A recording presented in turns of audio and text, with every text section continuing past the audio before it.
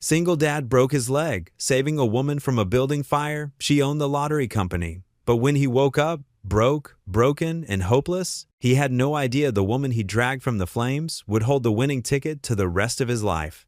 Before we get into the story, comment below where in the world you are watching from today. The gentle hum of the refrigerator filled the pre-dawn silence as Jack Holloway moved carefully through his small kitchen, trying not to aggravate his aching back. Years of construction work had left their mark, but he couldn't afford to slow down, not with Emma depending on him. He glanced at the warning notice on the counter, its red letters seeming to glow in the dim light of the kitchen. 3 days late on rent again. Jack folded the paper and stuffed it into his pocket, not wanting Emma to see it. "Toast is almost ready, sweetheart." He called softly to his daughter, who sat at their worn kitchen table, her math homework spread out before her. Emma looked up, her pencil tapping against her chin. "Dad, can you help me with this word problem? It's about percentages." Jack pulled 2 slightly burned pieces of toast from the toaster and spread margarine on them. They'd run out of butter days ago. "Let me see what we've got there." He placed the toast on a chip plate and set it beside Emma's textbook. Leaning over her shoulder, he read the problem aloud. If Tommy has 75% of what Jane has, and Jane has $20, how much does Tommy have? Emma's forehead wrinkled in concentration. "I tried multiplying, but I'm not sure." "Okay, let's break it down." Jack pulled up a chair, ignoring the protest from his tired muscles. 75% is like saying 3/4 if Jane has $20. He grabbed a spare piece of paper and started drawing circles, dividing them into sections. The morning light slowly crept through their kitchen window as father and daughter worked through the problem together. Jack couldn't help but smile at Emma's determined expression. She had her mother's focus. That same way of pursing her lips when deep in thought. "So that means Tommy has $15. Emma exclaimed, her face lighting up with understanding. "That's my girl." Jack ruffled her hair gently. "Now eat your toast before it gets cold." He turned to the coffee maker, their one luxury item, rescued from a yard sale last summer. The machine sputtered and dripped, producing barely enough for 1 cup. Jack poured it into his thermos for later. He'd need the caffeine to get through another long day at the construction site.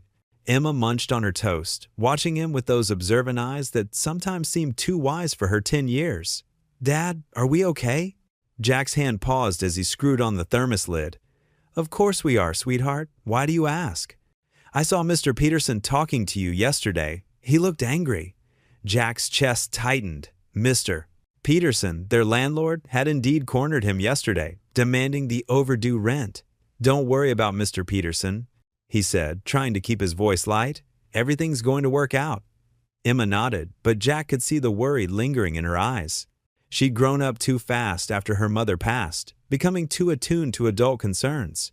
Sometimes he caught her checking price tags at the grocery store or suggesting they skip ordering pizza to save money. "Hey," Jack said, kneeling beside her chair, "remember what Mom used to say?" A small smile touched Emma's lips. "God never gives us more than we can handle." "That's right."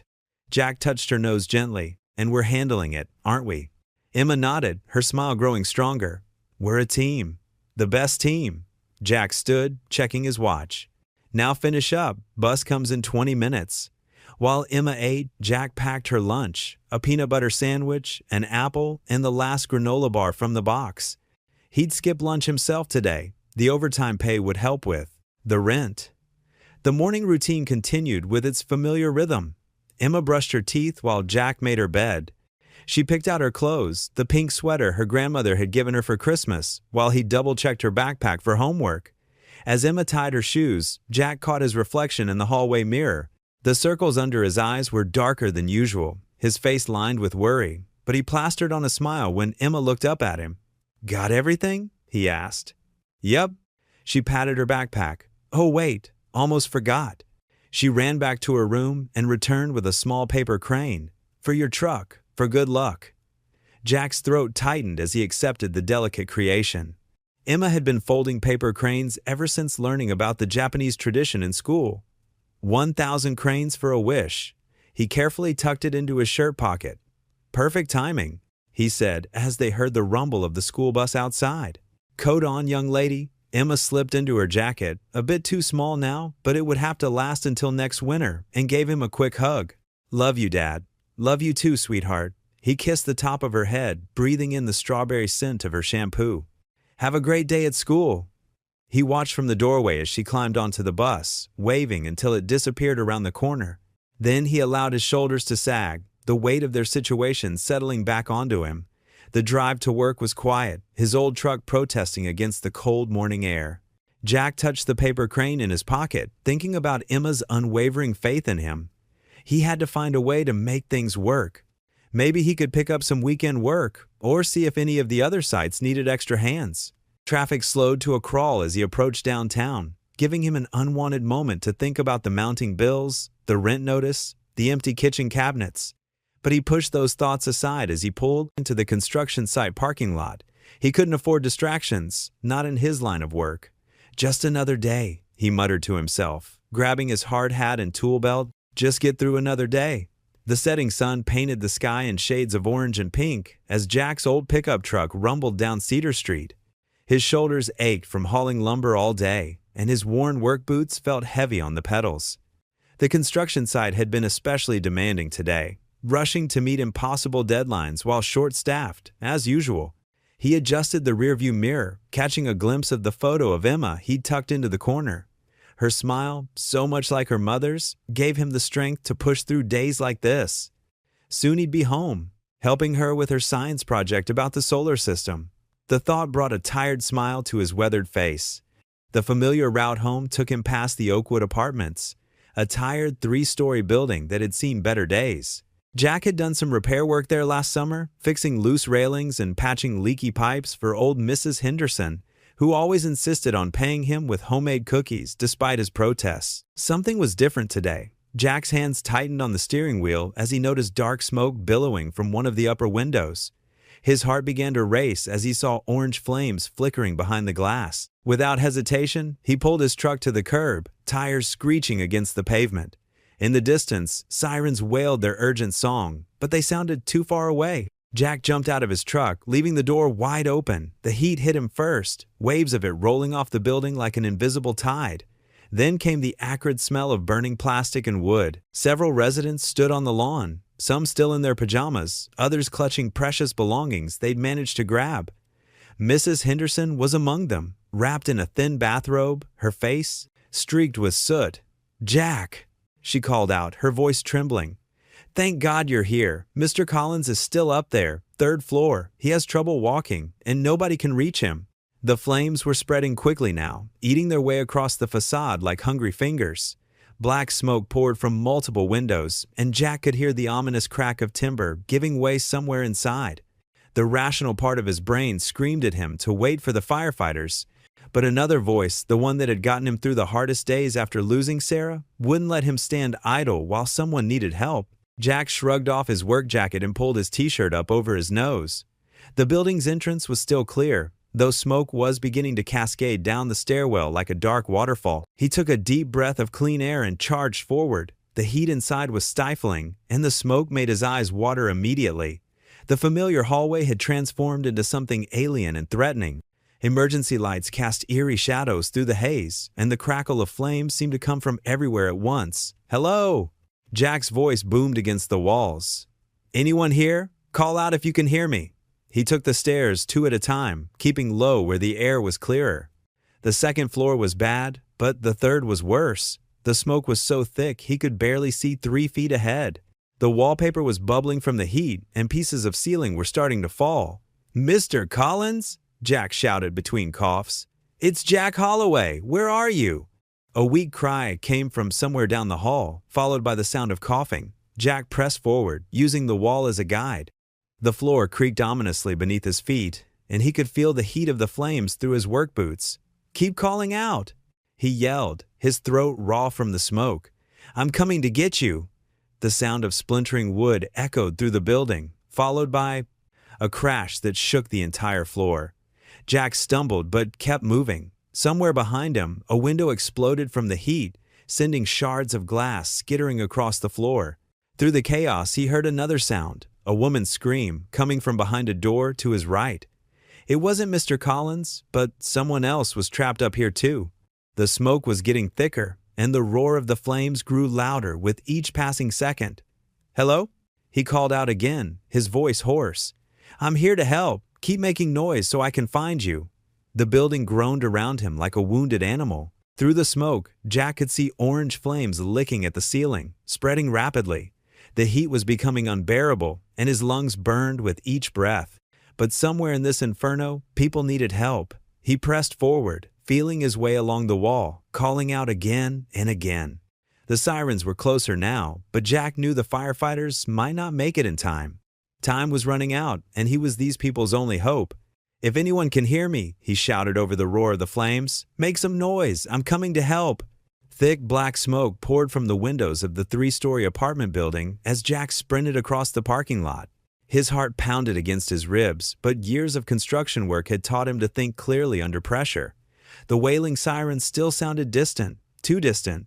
"Is anyone still inside?" He shouted to a group of coughing residents huddled near the entrance. "Mr. Peterson, 3rd floor," someone called out. "He has trouble walking." Jack pulled his t-shirt over his nose and mouth. The cotton wouldn't filter much, but it was better than nothing. Heat blasted his face as he charged through the front door. The lobby was hazy with smoke, but he could still see well enough to locate the stairwell. Taking the stairs 2 at a time, Jack's boots thundered against the metal steps. The smoke grew thicker with each floor.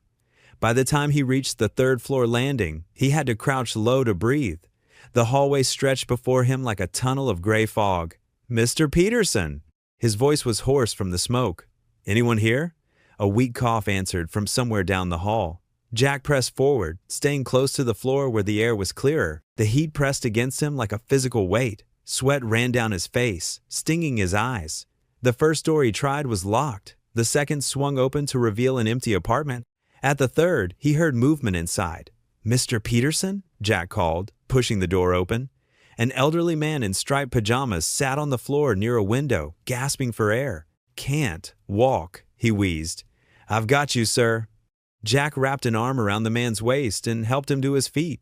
"Lean on me." They made slow progress down the hallway. Mr. Peterson's legs kept buckling, forcing Jack to practically carry him. The smoke was getting worse.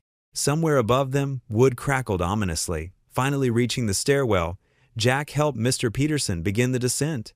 A firefighter was charging up the stairs and quickly took charge of the elderly man. "Anyone else up there?" the firefighter asked. "I'll make one more sweep," Jack said, already turning back. "Sir, you need to evacuate." But Jack was already pushing through the smoke-filled corridor again. Something in his gut told him to check one more time. The heat was becoming unbearable now. His lungs burned with each breath. That's when he heard it.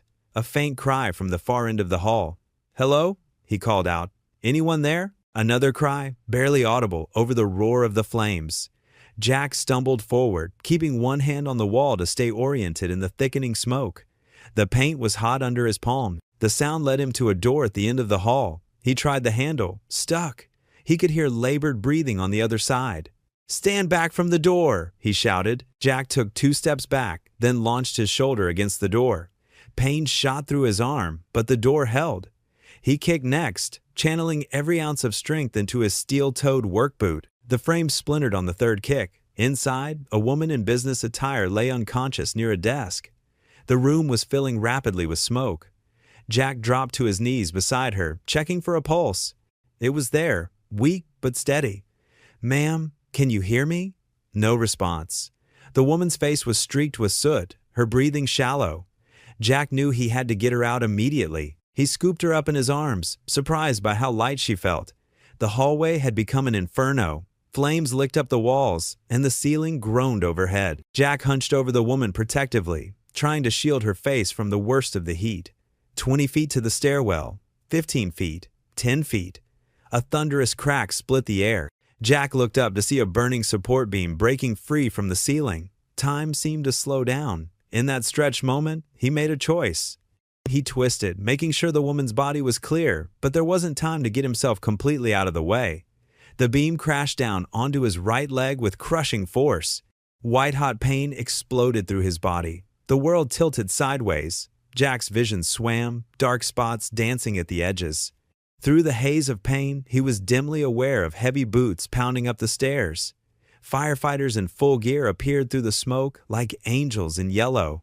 The last thing he saw was the woman being lifted safely away from him. Then the pain and smoke finally overwhelmed him, and everything faded to black. The steady beep of a heart monitor pulled Jack from darkness, its rhythmic pulse cutting through the fog that had settled over his mind. His eyelids felt heavy, weighted down like lead blankets, and his mouth was as dry as sandpaper left in the desert. Sunday, the sharp, antiseptic smell of hospital air filled his nostrils as consciousness slowly returned, bringing with it a dull ache that seemed to radiate from everywhere at once. He tried to move his right leg but found it wouldn't budge. Something heavy was weighing it down, immobilizing him completely. The room came into focus gradually, like adjusting the lens on an old camera. Pale yellow walls, white ceiling tiles with water stains, the familiar hum of fluorescent lights overhead. Through blurry vision, he made out Emma's small form curled up in a chair beside his bed, her math textbook still open on her lap like she'd fallen asleep while doing homework. Someone had draped a thin hospital blanket over her shoulders, the blue fabric rising and falling with each peaceful breath. Her face looked serene in sleep, but dark circles under her eyes suggested she'd been there for hours, maintaining her vigil. "Ah, Mr. Holloway. Good to see you're awake." A doctor in a white coat stepped into the room, her shoes making soft, squeaking sounds on the polished linoleum floor. She spoke in hushed tones to avoid waking Emma, her voice carrying the practiced gentleness of someone who delivered both good news and bad countless times. She was a middle-aged woman with kind eyes behind wire-rimmed glasses and graying hair pulled back in a neat bun. Small laugh lines around her eyes suggested someone who found reasons to smile, even in difficult circumstances. "I'm Dr. Chen. You've been out for about 16 hours. Jack tried to speak, but his throat felt like he'd swallowed broken glass. The effort sent him into a fit of dry coughing that made his ribs protest sharply. Dr. Chen quickly poured him a cup of water from a plastic pitcher on the bedside table and helped him take small sips through a bent straw, the cool liquid soothing his parched throat. "My leg?" he managed to croak, his voice barely above a whisper. "Broken in 2 places," Dr. Chen said matter-of-factly, checking his vital signs on the monitor with practiced efficiency.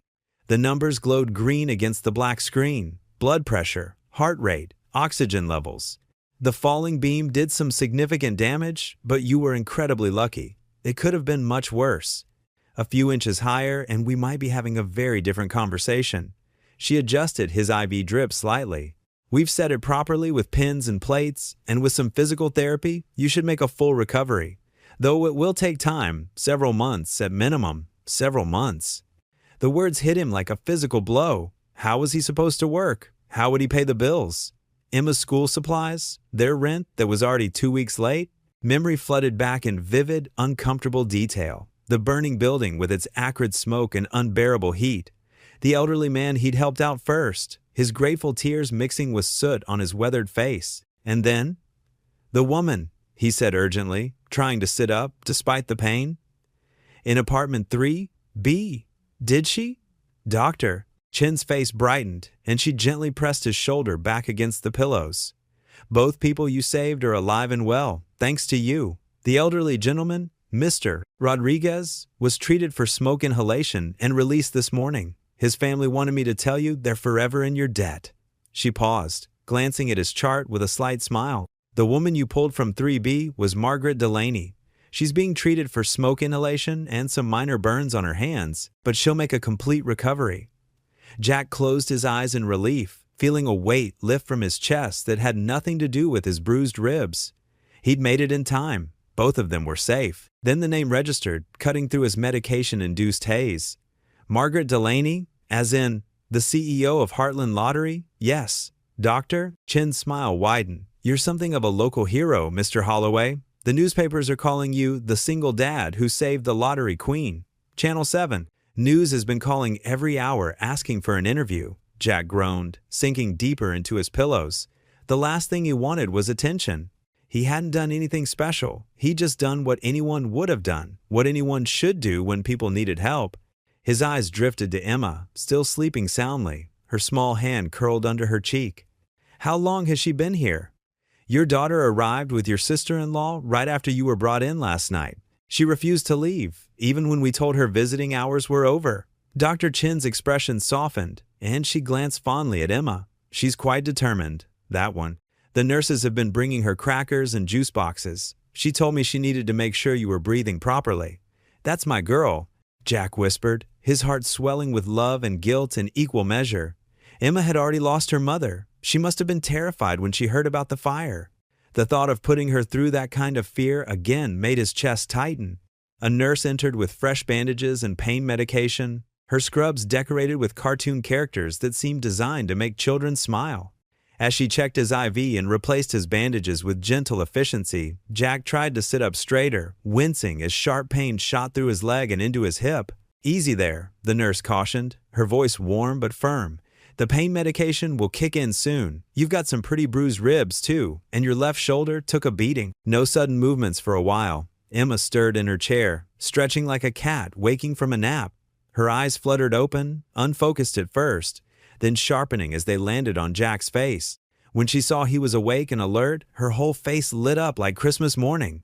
"Daddy!" She scrambled out of the chair, the math book tumbling to the floor with a soft thud, and carefully hugged him around the neck, mindful of the wires and tubes.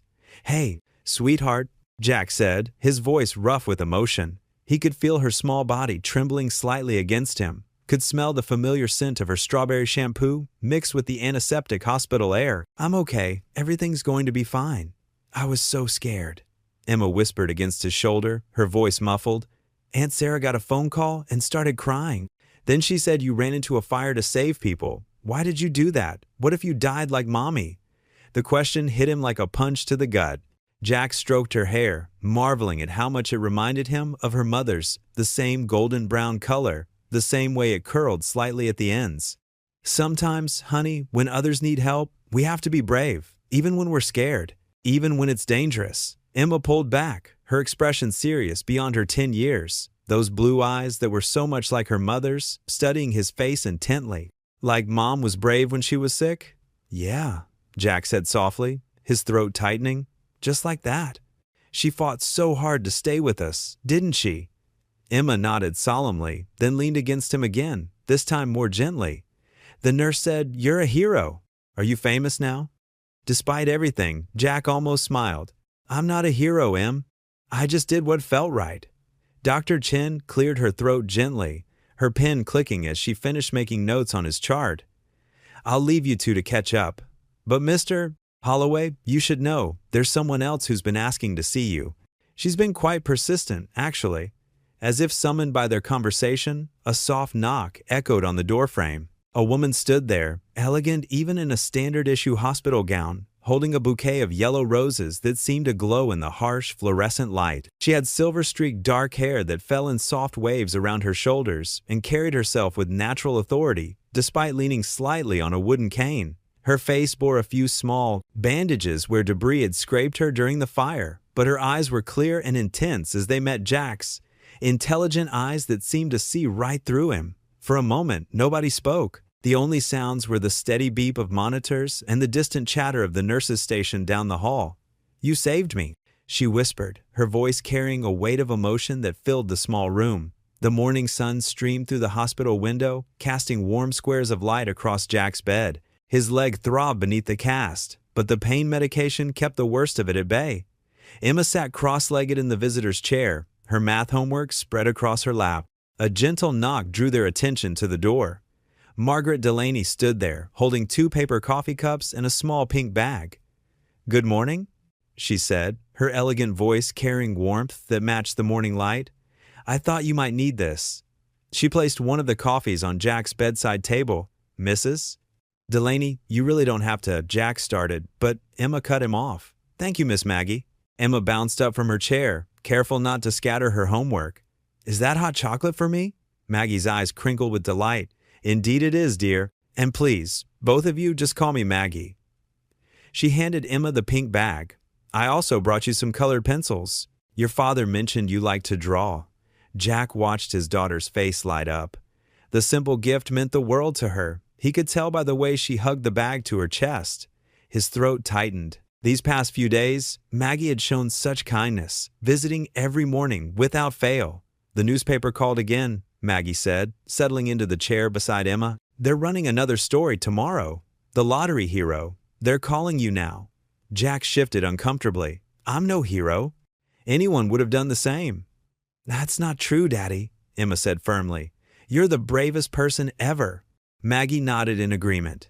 Your daughter's right, Jack. Not everyone would rush into a burning building to save strangers. The local news had been covering the story extensively. Jack's heroic rescue of both an elderly neighbor and the CEO of Heartland Lottery had captured the public's imagination. He'd seen the headlines, "Single dad risks all to save others," and "Construction worker's courage saves lottery magnate. How's the pain today?" Maggie asked, genuine concern in her eyes. "Manageable," Jack replied, taking a sip of the coffee, rich and perfect, nothing like the hospital's watered-down brew. "The doctors say I'll need physical therapy once the cast comes off." Emma looked up from her new colored pencils. "But Daddy, how will you work?" The question hung heavy in the air.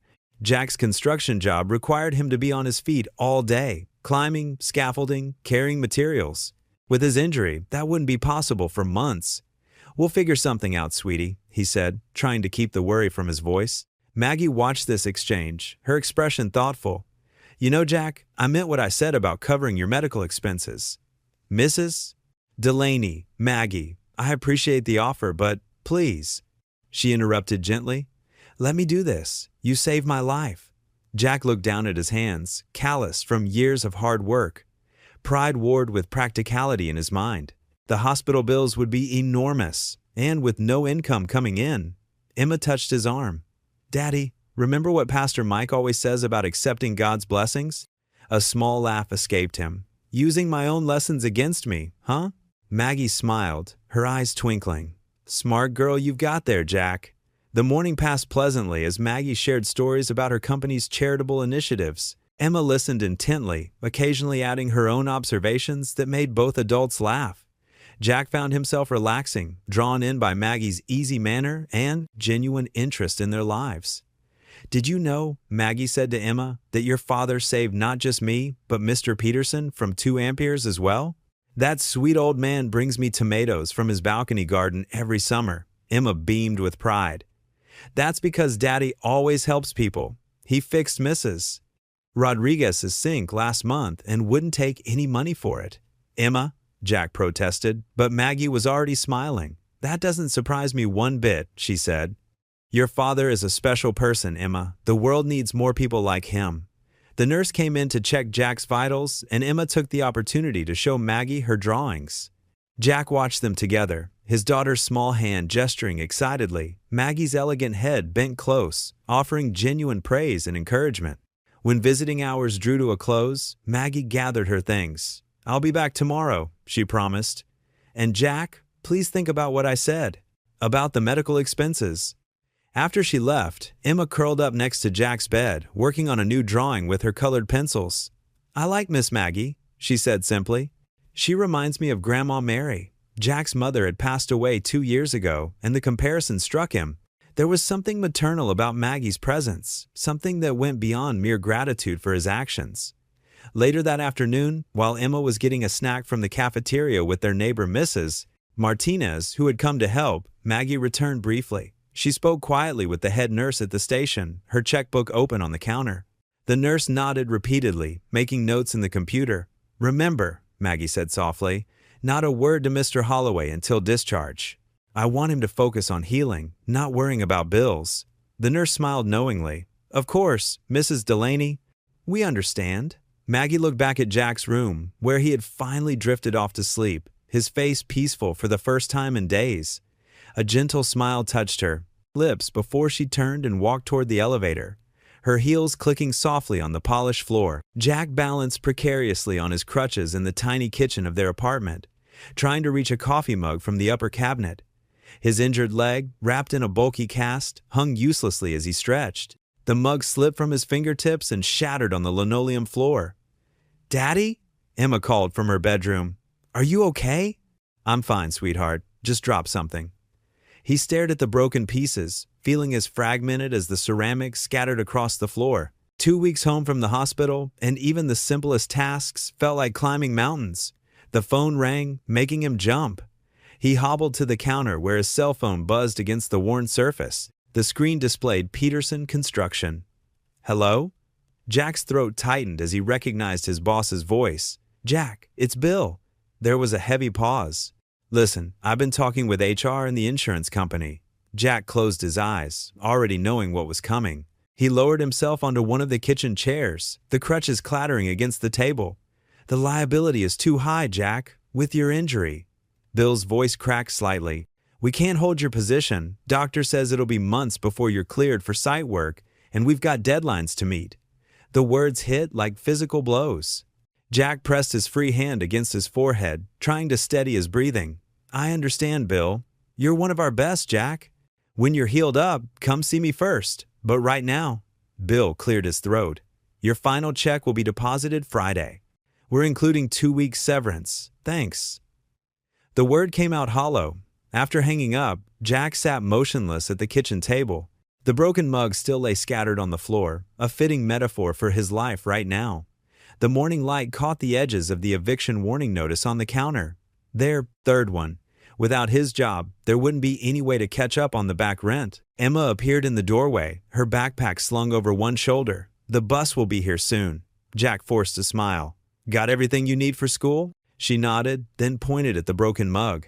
"I can clean that up before I go." No, I've got it, Princess. You'll be late." He pushed himself up, grabbing the crutches. "Come here, give your old dad a hug." Emma wrapped her arms around his waist, careful to avoid bumping his injured leg. "You sure you're okay? You look sad." "Just tired," he lied, hating the deception but wanting to protect her from adult worries. "Have a good day at school." After Emma left, Jack spent nearly 20 minutes cleaning up the broken mug, his movements awkward and painful with the crutches. The simple task left him sweating and frustrated. He'd never felt so useless in his life. The morning crawled by. Jack made phone calls to the unemployment office, to his insurance company, to a few other construction firms in the area. The responses were all the same. Nobody wanted to take a chance on an injured worker, no matter how experienced. By afternoon, his leg was throbbing despite the pain medication. He'd pushed himself too hard trying to clean the apartment, wanting it to look nice for Emma when she got home. The doctor's words echoed in his head. Full recovery could take 6 months or more. 6 months! The thought made his stomach clench. The mail slot clicked, and envelopes fluttered to the floor. Jack maneuvered over to collect them, nearly losing his balance in the process. Bills, advertisements, and a formal-looking letter from the hospital's billing department. He didn't need to open it to know what it said. The initial coverage from Maggie Delaney would only go so far, and the physical therapy sessions were adding up. A sharp knock at the door made him jump. Through the peephole, he saw Mr. Chin, their landlord, walking away. Something white was taped to the door. Jack's hand shook as he opened it. The paper was official-looking, with bold letters across the top. Notice of eviction. 3 days. They had 3 days to pay the back rent or vacate the premises. He limped back to the couch, the notice crumpled in his fist. The afternoon sun cast long shadows across the living room floor, marking time's steady march toward evening. Emma would be home soon, probably full of stories about her day, maybe excited about something she'd learned in science class. It was her favorite subject. How could he tell her they might lose their home? That Daddy couldn't work anymore? That all his efforts to keep their little world stable had crumbled like that broken mug on the kitchen floor? The sound of the school bus's brakes squealing outside made him quickly wipe his eyes. A moment later, Emma bounded through the door, her ponytail swinging. "Daddy, look what I drew in art class!" She pulled a colorful paper from her backpack and settled beside him on the couch.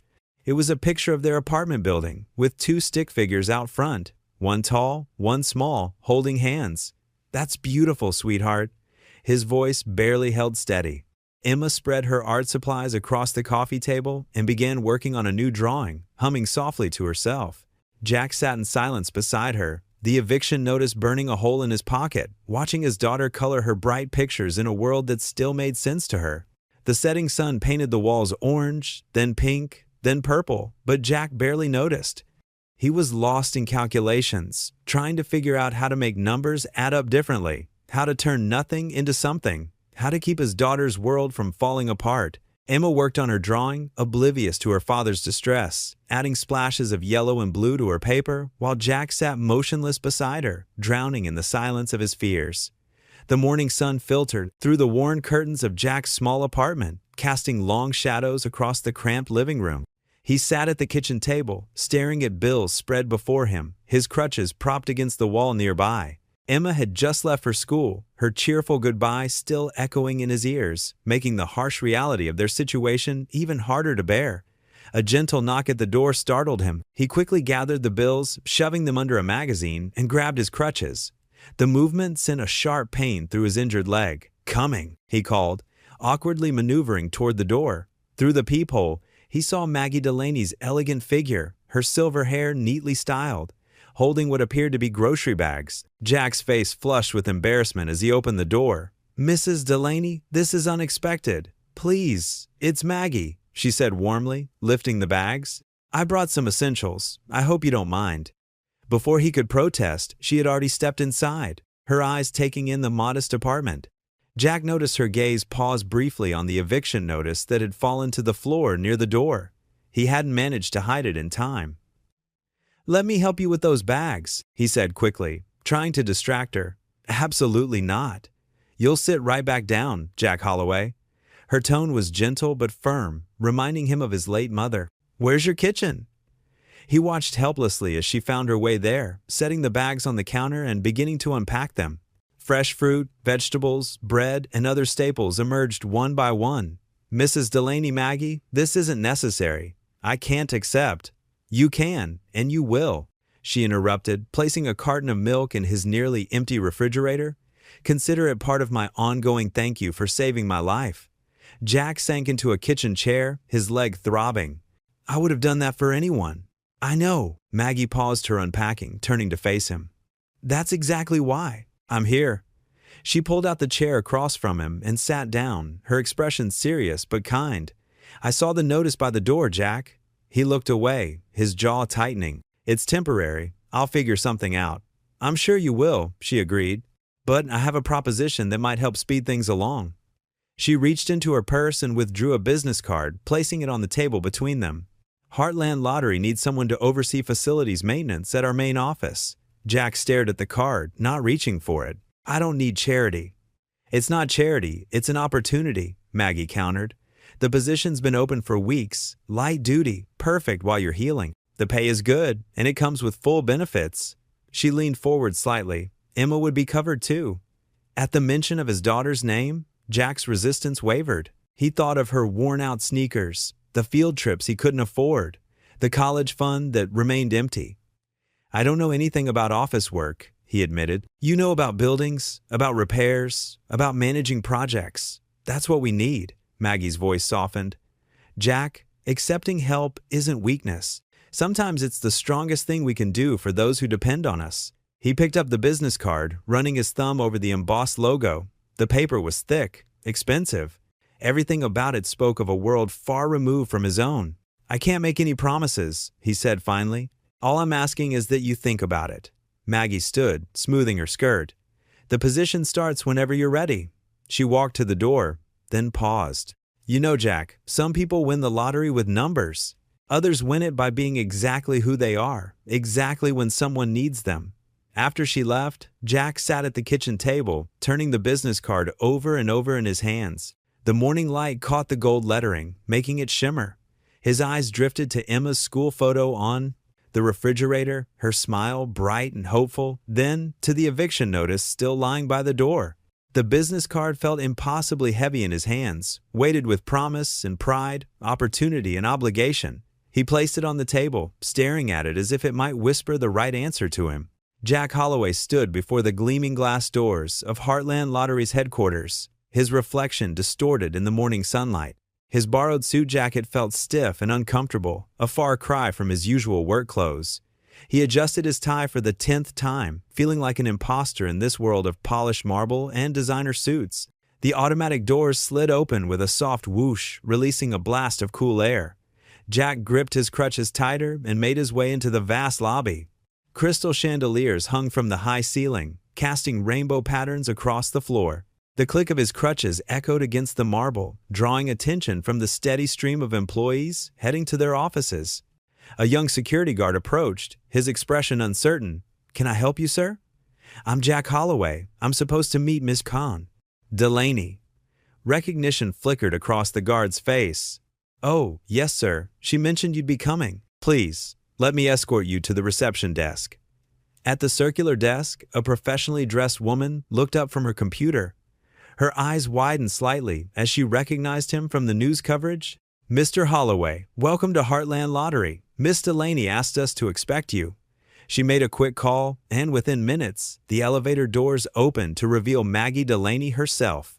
She wore a tailored navy suit, but her warm smile broke through any corporate formality. "Jack, right on time." She walked over, her heels clicking against the floor. "How's the leg this morning?" "Managing," he replied, trying not to show how much it ached. "Thank you again for this opportunity, Miss Delaney." "Maggie, please, we're past formalities, don't you think?" She gestured toward the elevator. "Shall we? There are some people I'd like you to meet." As they rode up to the executive floor, Jack noticed how employees in the elevator stood a little straighter in Maggie's presence. Yet their smiles were genuine. She greeted each by name, asking about family members or recent events in their lives. The executive floor bustled with activity. Maggie led him through an open office space where dozens of people worked at modern desks. Conversations hushed as they passed, followed by whispered exchanges and curious glances. "Everyone," Maggie announced, her voice carrying across the floor, "I'd like you to meet Jack Holloway. He'll be working with us as a consultant for facilities and safety improvements." She turned to Jack. "Jack brings years of construction experience and a unique perspective on building safety that will be invaluable to our company." A round of welcoming applause broke out, making Jack's ears redden. He nodded awkwardly, unused to such attention. Maggie introduced him to key staff members: Sarah from Human Resources, who would handle his paperwork, Tom from Facilities, who would be his immediate supervisor, and various department heads who would need his input on their areas. "Your office is this way," Maggie said, leading him down a corridor. "Office?" Jack stopped short. "I thought I'd be working in maintenance or—" "Jack?" Maggie interrupted gently. "You're here as a consultant. Your experience is valuable, and we're treating it as such." She opened a door to reveal a modest but well-appointed office with large windows overlooking the city. "This is too much," he protested. "It's exactly enough," Maggie countered. "Now Tom will be by shortly to brief you on our current projects. Make yourself comfortable." Throughout the day, Jack found himself immersed in building plans, safety protocols, and facility reports. His practical experience allowed him to spot potential issues others had missed, and Tom seemed genuinely appreciative of his input. During lunch, several employees invited him to join them in the break room. They were curious about his background, but respectful, and Jack found himself gradually relaxing as they shared stories about their own experiences with the company. By late afternoon, Jack had already drafted several recommendations for improving emergency exits and updating the sprinkler system. His leg throbbed, but the work had been engaging enough to help him push through the discomfort. As the workday drew to a close, he gathered his things and headed for the elevator. Two young employees were already inside when he entered, engrossed in conversation. They fell quiet as he stepped in, but he could hear their whispered exchange. "That's the guy who saved the boss's life." "Really? The one from the fire?" "Yeah. Did you see the news? He got hurt pulling her out." Jack kept his eyes forward, but for the first time in years, he felt a genuine smile tugging at his lips. Not because of their words, but because for the first time since losing his wife, he felt like he might have found a place where he could rebuild. As the elevator descended, he thought of Emma and how proud she'd be when he told her about his day. The smile stayed with him as he made his way through the lobby, past the security guard, who gave him a respectful nod, and out into the evening air. The weight of the eviction notice seemed a little lighter, and the ache in his leg a little more bearable. For once, the path ahead didn't seem quite so dark. Jack settled into his new routine at Heartland Lottery with the same quiet determination he brought to everything else in his life. The maintenance office they'd given him was really a converted storage room on the first floor, but he'd made it his own with a few personal touches. A crayon drawing from Emma pinned to the wall and a worn leather tool belt hanging on a hook. "Morning, Mr. Holloway," the security guard, Pete, called out as Jack checked the building's service entrance. "How's that leg doing today?" "Getting stronger," Jack replied with a slight smile, adjusting his weight on his crutches. "And please, just Jack is fine." He worked his way through his morning checklist, testing emergency exits and checking the building systems. The fancy digital maintenance tracking system had intimidated him at first, but he'd learned it quickly enough. His construction experience helped him spot issues others might miss. Around mid-morning, Laura Jensen, Maggie's assistant, found him inspecting a loose handrail in the stairwell. She carried a steaming cup of coffee and wore a kind smile. "Thought you might need this," she said, offering the cup. "It's quite different from construction work, isn't it?" Jack accepted the coffee gratefully. "Sure is. Never thought I'd be working in a place like this. Thank you, miss." Jensen. "Laura, please." She tucked a strand of hair behind her ear. "You know, everyone's been talking about how thorough you are. The maintenance crew says you caught things they missed for months." Jack shrugged, uncomfortable with the praise. "Just doing my job. These old buildings, they talk to you if you listen close enough." Throughout the day, employees would stop to chat as he worked. Some asked about the fire, others just wanted to share their own stories. Jack listened more than he spoke, but he found himself warming to these brief connections.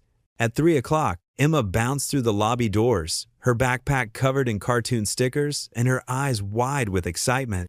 She'd been thrilled when Jack suggested she could do her homework in his office after school instead of going to the neighbor's house. "Daddy!" She ran to him, careful not to bump his injured leg. "Can I see Miss Maggie today?" "Let's see if she's busy first, sweetheart."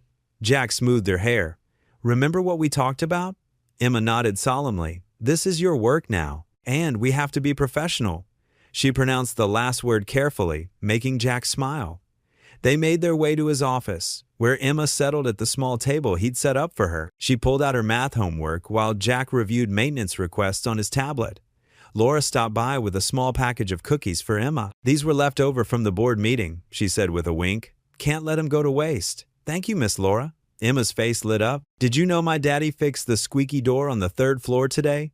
He says every building has its own voice." Laura smiled warmly. "Your daddy's very good at what he does." She glanced at Jack with admiration. "We're lucky to have him here." After finishing his final rounds, Jack gathered Emma's things. They'd stayed later than usual because he'd wanted to complete a safety inspection report. "Ready to head home, kiddo?" he asked, watching Emma pack up her colored pencils. "Can we make chili tonight?" she asked hopefully. "Like we used to?" "You bet." Jack ruffled her hair. "Though maybe we should make something fancier now that we're office people." He affected an exaggerated posh accent that made Emma giggle. In their small kitchen at home, Jack showed Emma how to measure out the spices for their favorite chili recipe. She stood on a step stool, carefully adding ingredients to the pot while he chopped vegetables one-handed, his crutches leaning against the counter. "Daddy?" Emma stirred the pot with concentration. "Do you like working at Heartland?" Jack paused, considering. "You know what? I think I do. It's different, but good different." "Me too." Emma nodded wisely. "And Miss Laura is so nice. She reminds me of Mom, a little bit." Jack's heart squeezed at the unexpected comment. He watched his daughter taste test the chili with careful seriousness, her face scrunched in concentration. "More cumin?" she asked, already reaching for the spice jar. "Sure thing, Chef Emma," Jack chuckled. "But go easy. We're fancy office folks now, remember? Gotta keep our sophisticated palates." Emma dissolved into giggles, and Jack felt a warmth that had nothing to do with the simmering pot of chili. Maybe this new chapter in their lives wouldn't be so bad after all. They sat at their small kitchen table, steam rising from their bowls. Emma had insisted on using their fancy cloth napkins, a garage sale find from last summer, to match their new status as office people. "You know what, Daddy?" Emma said between spoonfuls. "I think Mom would be proud of us." Jack reached across the table and squeezed her hand. "I think so too, sweetheart. I think so too." The company cafe at Heartland Lottery occupied the entire 5th floor, with floor-to-ceiling windows offering a panoramic view of the city. Jack felt out of place among the well-dressed executives as he made his way to a corner table where Maggie sat waiting. Emma bounced alongside him, her backpack decorated with colorful pins swaying with each step. "Miss Maggie," Emma called out, waving enthusiastically. Maggie's face lit up. She stood to greet them, elegant in her navy business suit, but with a warmth that seemed to soften her professional exterior. "There's my favorite duo. I ordered us some special treats." Jack eased himself into a chair, carefully propping his crutches against the wall. "You didn't have to go to all this trouble, Maggie." "Nonsense," she replied, watching as Emma settled into the seat between them. "Besides, I hardly ever use this beautiful space. It's nice to have company for a change." A waiter appeared with 3 plates of grilled chicken sandwiches, crispy fries, and fresh fruit on the side. Emma's eyes widened at the sight of the perfectly arranged food. "Daddy, look! The sandwich is cut like a heart." Jack noticed how Maggie watched Emma with a mixture of joy and something deeper, a shadow of longing that crossed her face when she thought no one was looking. They ate and chatted about Emma's school day, her excitement about the upcoming science fair, and Jack's progress with his new duties. The conversation flowed easily, comfortable despite their different backgrounds. "You know," Maggie said, dabbing her lips with a napkin, "I used to bring my Timothy here when the building first opened." Her voice softened at the name. "He loved watching the construction crews across the street." Emma looked up from her fruit cup. "Who's Timothy?" Jack noticed Maggie's hands trembling slightly as she set down her water glass. He wanted to change the subject, to protect her from what was clearly a painful memory, but Maggie continued. "Timothy was my son," she said quietly. "He was just about your age, Emma, 10 years old and full of questions about everything." The cafe seemed to grow quieter, as if the space itself was holding its breath. Jack watched Maggie's face, seeing the careful composure she usually maintained begin to crack. "What happened to him?" Emma asked with the gentle directness only children possess. "There was an accident," Maggie replied, her voice barely above a whisper. "A rainy night, a slippery road. My husband had picked Timothy up from baseball practice." She paused, touching a simple gold chain around her neck. "Neither of them made it home." Jack reached across the table, hesitating for a moment before placing his hand over Maggie's. "I'm so sorry, Maggie. I had no idea." She gave him a grateful look. "It was 20 years ago, but some days it feels like yesterday. I threw myself into work after that, build Heartland from the ground up." But success. She glanced around the elegant cafe. "It doesn't fill the empty spaces in your heart." Emma got up from her chair and walked around to Maggie's side. Without a word, she wrapped her arms around the older woman's shoulders. Maggie stiffened for a moment, then melted into the embrace. "When Mommy died," Emma said, still hugging Maggie, "Daddy told me she became a Blows, star in heaven. Maybe Timothy and your husband are stars too, watching over you." Jack felt his throat tighten. He saw tears well up in Maggie's eyes as she held Emma close. "Your daddy is very wise," Maggie managed to say. "And you, sweet girl, have his beautiful heart." They sat in comfortable silence for a moment, the afternoon sun streaming through the windows. Finally, Maggie wiped her eyes and straightened up, though she kept one arm around Emma. "You know what Timothy used to love? Ice cream sundaes," she signaled to the waiter. "Would anyone like to share that tradition with me?" Emma's face brightened. "Can we, Daddy?" Jack nodded, understanding now why Maggie had taken such an interest in them. He recognized in her the same ache he carried, the need to hold on to memories while somehow finding the strength to create new ones. As they shared enormous ice cream sundaes, Maggie told stories about Timothy, his love for baseball, his terrible jokes, the way he insisted on wearing mismatched socks for good luck. With each story, her voice grew stronger, as if sharing these memories was lifting a weight she'd carried alone for too long. "I stopped going to church after we lost them," Maggie admitted, pushing her empty sundae glass aside. "I was so angry at God, but lately," she looked at Emma, then Jack.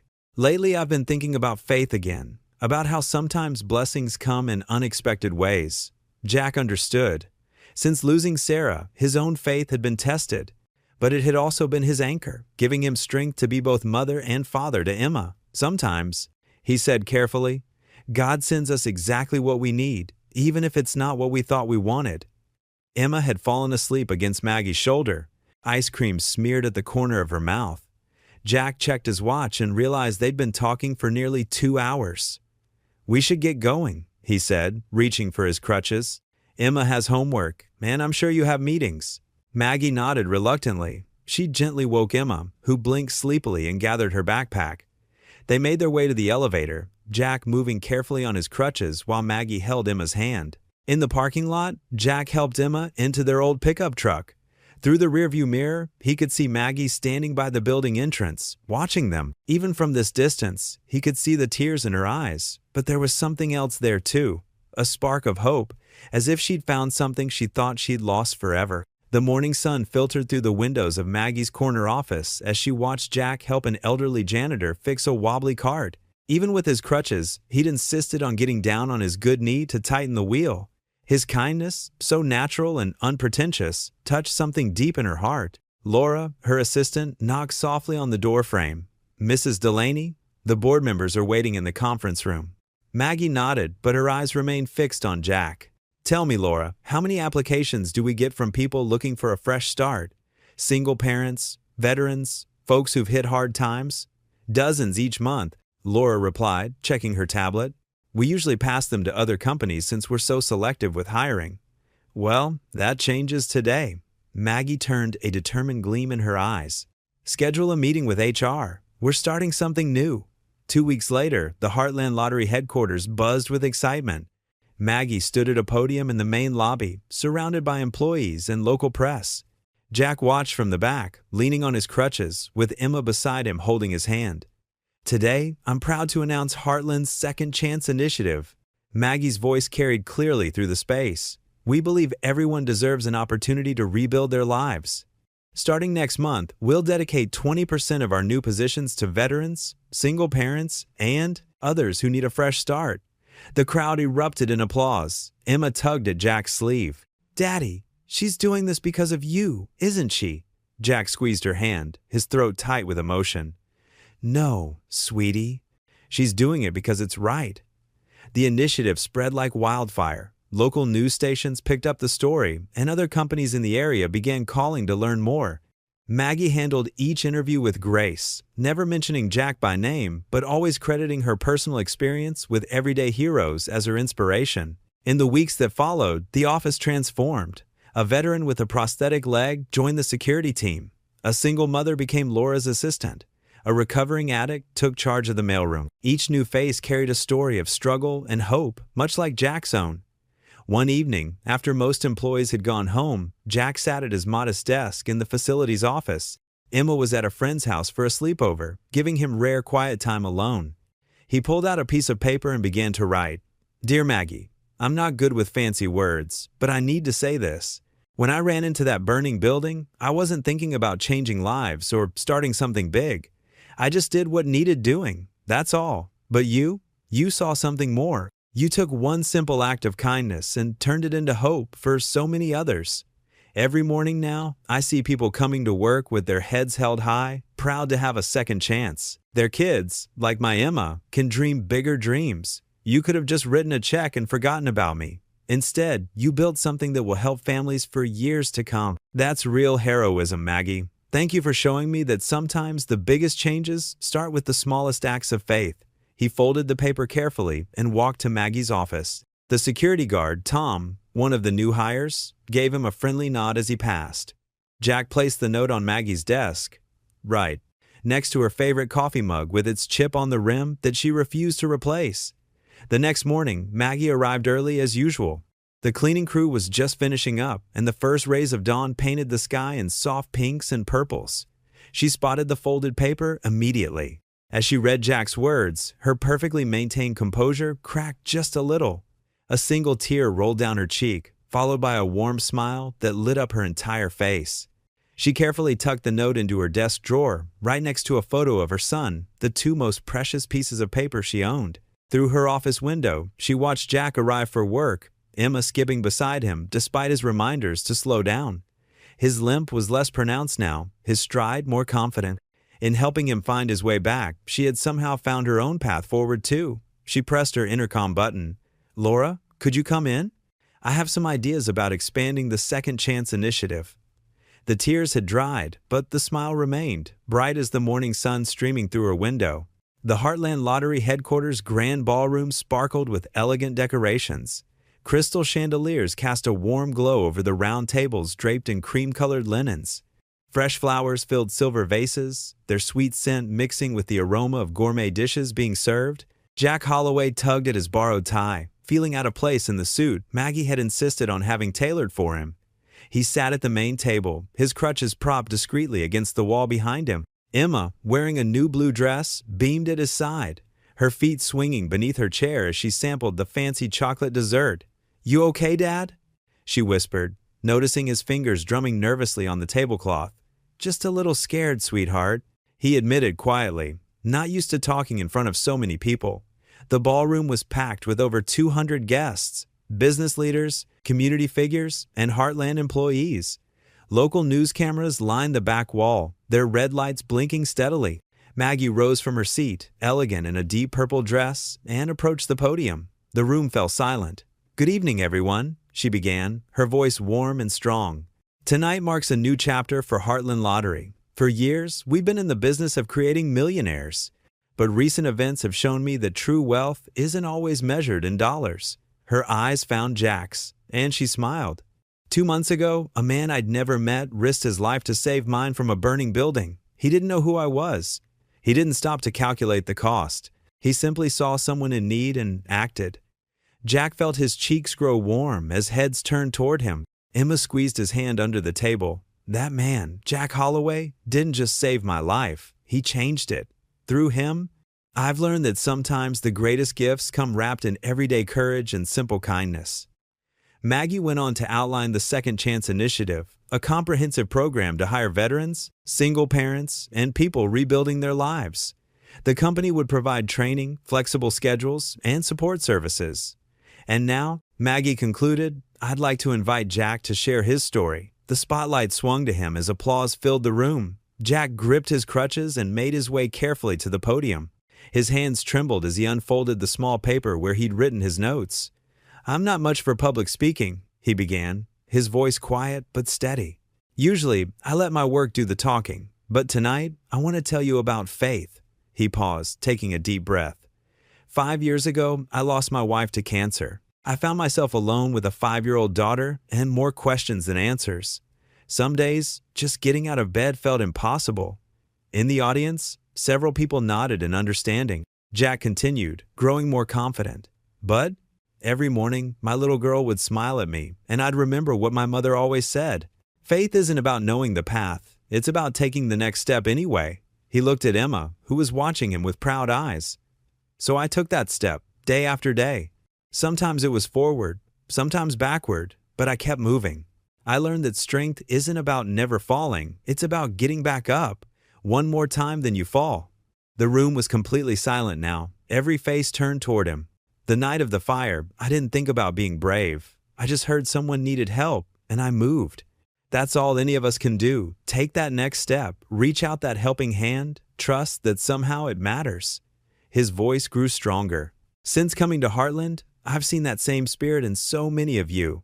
The security guard who brings coffee to the morning cleaning crew, the accountant who tutors her coworkers' kids, the maintenance man who feeds the stray cats behind the building." Scattered chuckles and nods rippled through the crowd. These small acts of kindness, they're like lottery tickets of the heart. You never know which one might change a life. I didn't expect saving someone from a fire would lead to standing here tonight. I didn't expect to find a new family in this company. Jack looked at Maggie, whose eyes shined with unshed tears. "But that's what faith is, isn't it? Believing that even in our darkest moments, grace can find us, that every ending might just be a beginning in disguise." He cleared his throat. "This Second Chance Initiative isn't just about jobs. It's about believing in people. It's about saying that everyone deserves another shot at their dreams. And sometimes, the biggest miracles start with the smallest acts of faith." The silence held for a moment after he finished. Then, slowly, people began to stand. The applause started softly and built to a thunderous roar. Emma jumped up, clapping and cheering. Even the cameramen were wiping their eyes. Jack made his way back to his seat, overwhelmed by the response. The standing ovation continued for several minutes, filling the ballroom with waves of genuine appreciation. As the applause finally faded and people returned to their seats, Maggie leaned close to him. Her voice was thick with emotion as she whispered, "You've given me back my purpose." Jack saw in her eyes the same light he'd seen in Emma's all those mornings, the light that had kept him going, one step at a time. It was the light of hope, of new beginnings, of faith rewarded. The autumn breeze carried the scent of fallen leaves and wood smoke through Brooksville's quiet residential streets.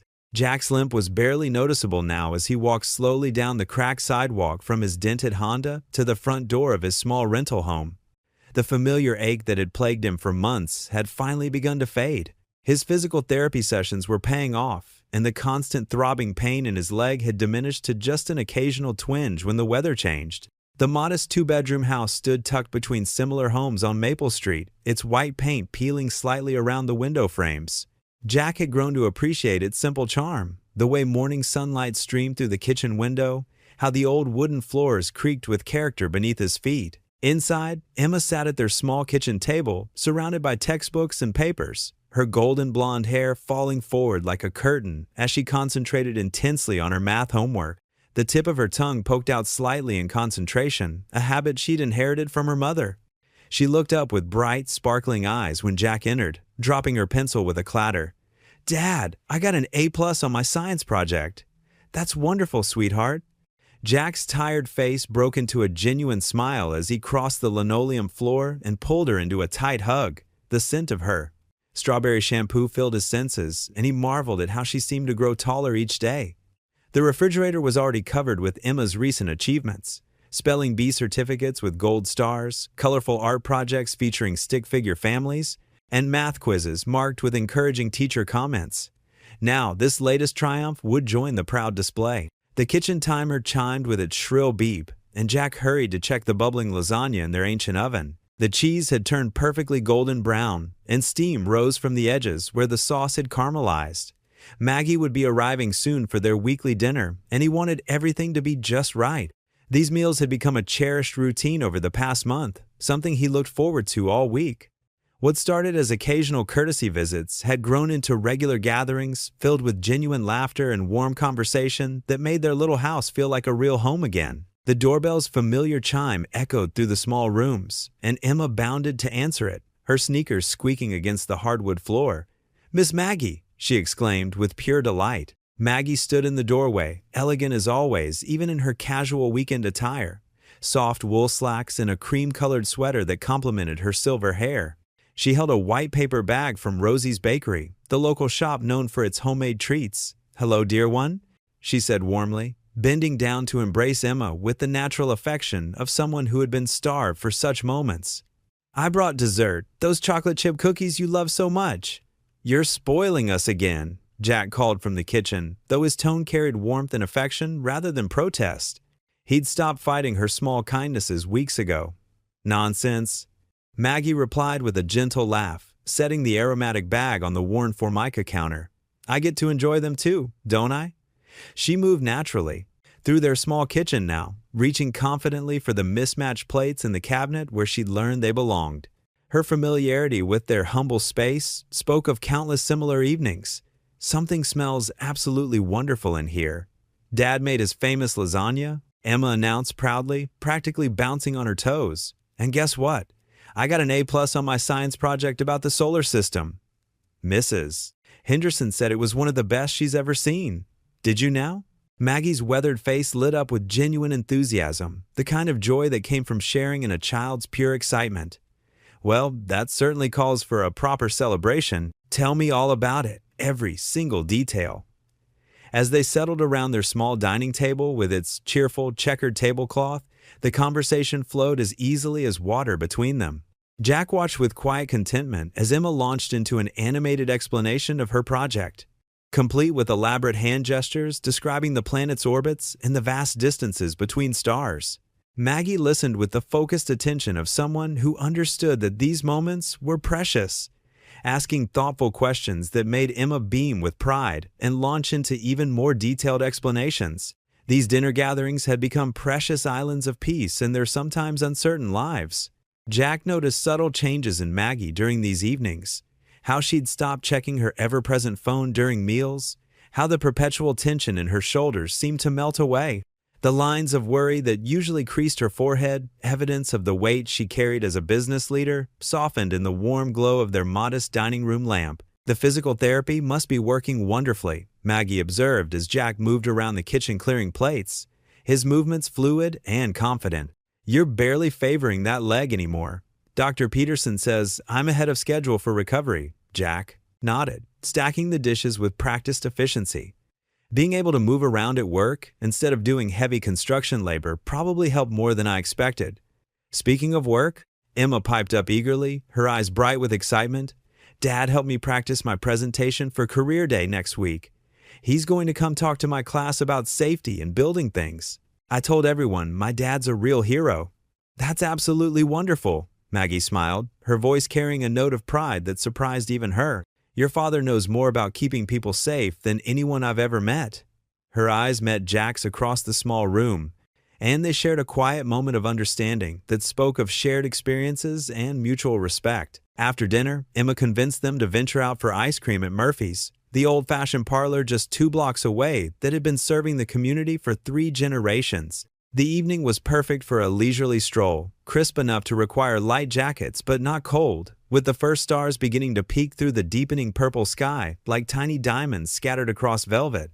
As they walked along the tree-lined sidewalk, Emma skipped ahead with boundless energy, then circled back to them, chattering enthusiastically about her upcoming school play where she'd landed the role of the narrator. Jack found himself relaxed in a way he hadn't experienced in years, watching how naturally Maggie reached out to steady Emma when she stumbled over a crack in the uneven sidewalk, how his daughter leaned trustingly into that gentle, protective touch.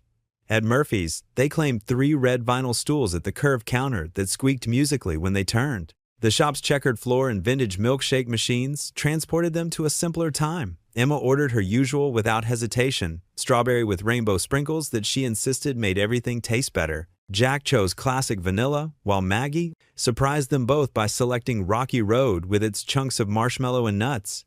"I haven't had ice cream at a counter like this since I was Emma's age," Maggie admitted with a laugh, carefully wiping a spot of chocolate from her chin with a paper napkin. "Maybe even younger." "Really?" Emma's eyes widened with genuine astonishment. "But ice cream is literally the best thing ever invented. How could you stop eating it?" "Well, I suppose somewhere along the way, I just forgot how much pure fun it could be," Maggie said softly, her voice carrying a note of wistful recognition. "Sometimes we need very special people to remind us of life's simple pleasures, the ones that matter most." They savored their treats as the shop's warm lights began to dim around them, signaling the approaching closing time. The elderly proprietor smiled at them with the satisfaction of someone who'd witnessed countless such moments of simple happiness. Outside, the street lamps cast pools of golden light on the sidewalk, creating a pathway home through the gathering darkness. The walk back was quieter now, peaceful in the growing evening shadows. Emma positioned herself naturally between the 2 adults, and Jack watched with a heart full of bittersweet emotion as she reached out and slipped her small, trusting hand into Maggie's weathered one. The gesture was so natural, so innocent and pure, it made his chest ache with a sweet kind of pain he couldn't quite name. "I wish you were my grandma," Emma said simply, looking up at Maggie with the complete trust and love that only children could offer so freely. Maggie's steps faltered for just a moment, and Jack saw her throat work as she swallowed hard. She squeezed Emma's small hand gently between both of hers and whispered, her voice thick with emotion, "Me too, sweetheart. Me too." Dark clouds rolled across the evening sky, bringing an early darkness to Brooksville. Lightning flickered in the distance, followed by the low rumble of thunder that echoed through Heartland Lottery's nearly empty parking lot. Jack looked up from his maintenance clipboard as the first fat raindrops began to fall. His phone buzzed, a text from Emma. "At Sarah's house for study group. Her mom says she'll drive me home before the storm gets bad. Thanks for letting me know, honey. Be safe." He typed back, smiling at his daughter's responsibility. The maintenance office's weather alert system beeped, warning of severe thunderstorms approaching. Jack knew the drill. During big storms, power outages were common in this part of town, and Heartland's backup generators needed monitoring. He grabbed his tool belt and security card, heading toward the basement level where the main generator was housed. The fluorescent lights flickered as another thunderclap shook the building. Most employees had gone home hours ago, leaving the halls eerily quiet except for the distant sound of rain pelting the windows. Jack's footsteps echoed as he made his way down the concrete stairs. In the generator room, he methodically checked the fuel levels and connections. The storm grew fiercer outside, wind howling through the building's ventilation system. Sweat beaded on his forehead as he worked in the warm, humming space. "Need a break," he muttered to himself, wiping his brow. The locker room was just down the hall. He could splash some cold water on his face and get back to work. The locker room was dimly lit, most of the overhead lights switched off for the night. Jack's footsteps squeaked on the clean tile floor as he approached the sink. He removed his security card from his belt and placed it on the counter, then turned on the tap and splashed cool water on his face. A door creaked somewhere in the room. Jack lifted his head, water dripping from his chin. "Hello," he called out. "Anybody there?" Only the muffled sound of thunder answered him. Must have been the wind, he thought, reaching for a paper towel. The building was full of old doors and windows that groaned during storms. After drying his face, Jack returned to the generator room. The backup system was running smoothly now, ready if the main power failed. He spent another hour checking and double-checking everything, making detailed notes in the maintenance log. By the time he finished, the storm had begun to ease. The thunder grew more distant, and the rain softened to a gentle patter. Jack gathered his tools, ready to head home to Emma. He reached for his security card and froze. It wasn't on his belt where he always kept it. Must have left it in the locker room, he said aloud, trying to calm the sudden spike of anxiety in his chest. The card was expensive to replace, and more importantly, it gave access to sensitive areas of the building. Jack hurried back to the locker room, his leg protesting slightly at the quick pace. The counter where he'd set the card was empty. He searched the floor, checked under the sinks, even looked in the trash bins. Nothing. Maybe it had fallen off earlier, he thought. He retraced his steps through the building, checking every spot he'd been. The card was nowhere to be found. Finally, exhausted and worried, Jack made his way to the security office. The night guard, Bill, looked up from his crossword puzzle as Jack explained the situation. "Don't worry too much," Bill said, logging the missing card in his report. "These things happen. I'll deactivate it right now, and you can get a replacement in the morning." Jack nodded, but the knot in his stomach wouldn't ease. He prided himself on being careful with company property, especially after everything Maggie had done for him. The drive home was slow through the wet streets. Puddles reflected the streetlights, and fallen branches littered the sidewalks. Emma was already home when he arrived, working on her homework at the kitchen table. "You're late, Dad," she said, looking up from her textbook. "Was it the storm?" "Yeah, had to check on some things at doing. Work." He didn't mention the lost card. No need to worry her. How was studying with Sarah? As Emma chatted about her evening, Jack tried to push away his nagging concerns.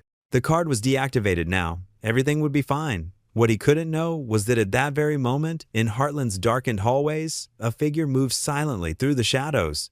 Security cameras captured only a glimpse, someone in dark clothing, face obscured, using a security card to access a restricted door.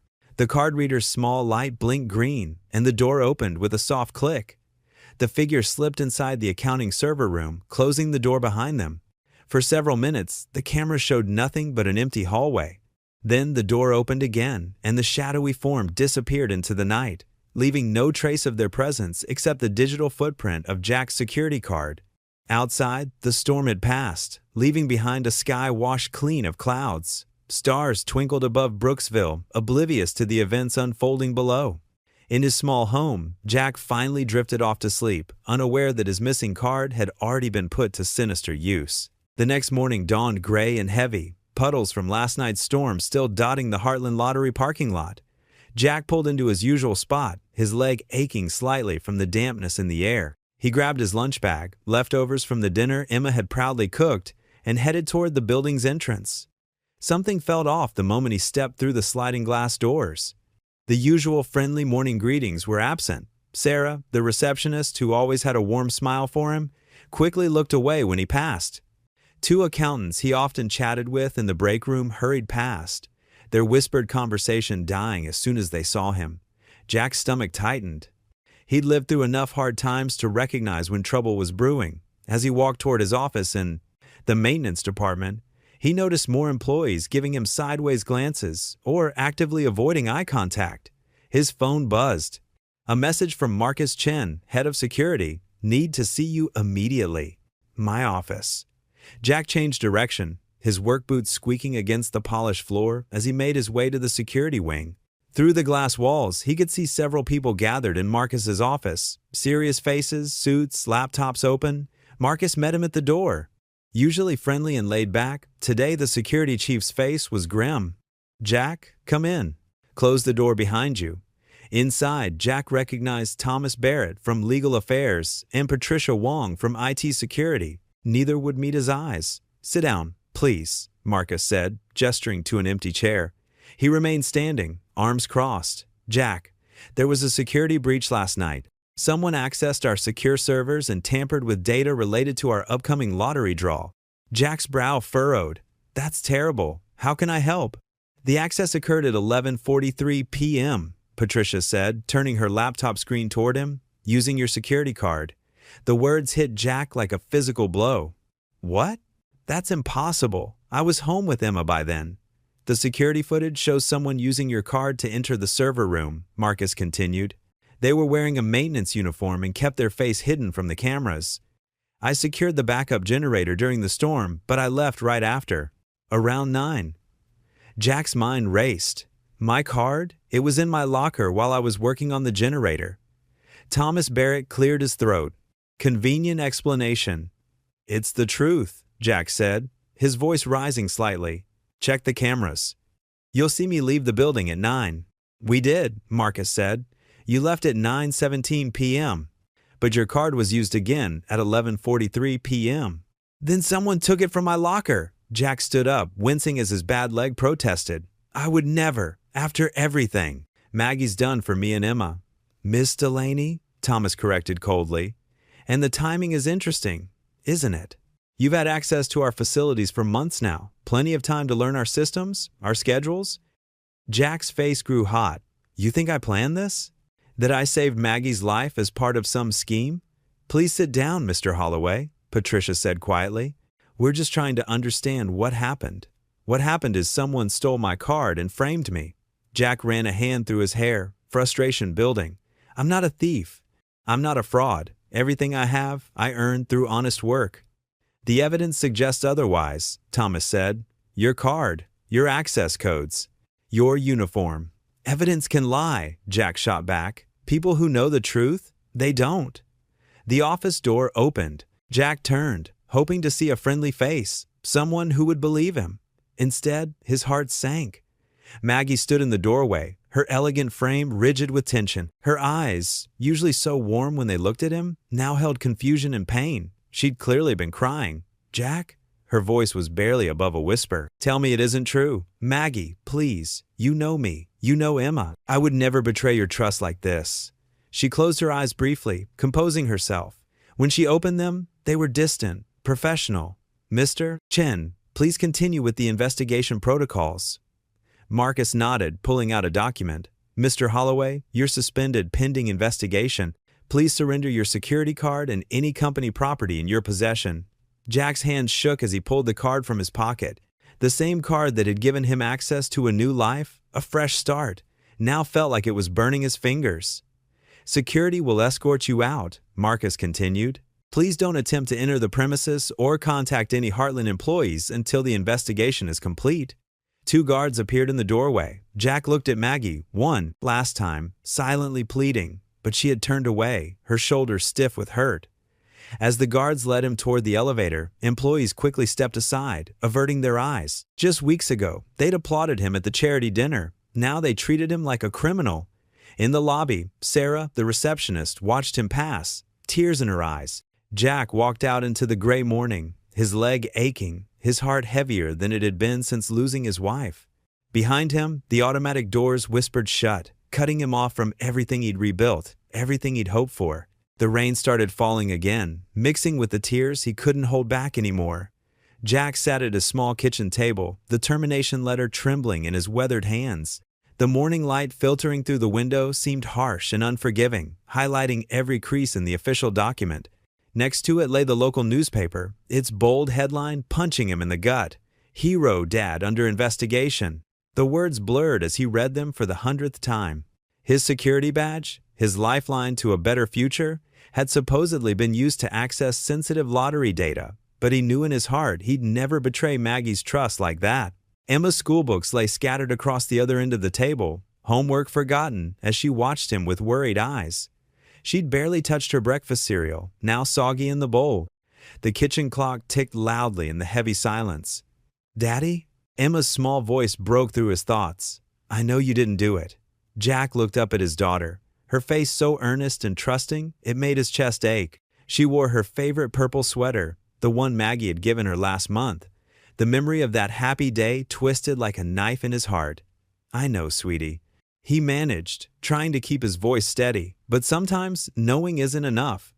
Emma slid off her chair and came around the table, wrapping her arms around his neck. She smelled like strawberry shampoo and innocence. Miss Maggie knows too. She has to. But Jack remembered the look in Maggie's eyes yesterday, confusion, hurt, and something worse, doubt. After everything they'd been through, after all the trust they'd built, it had crumbled like ashes in his hands.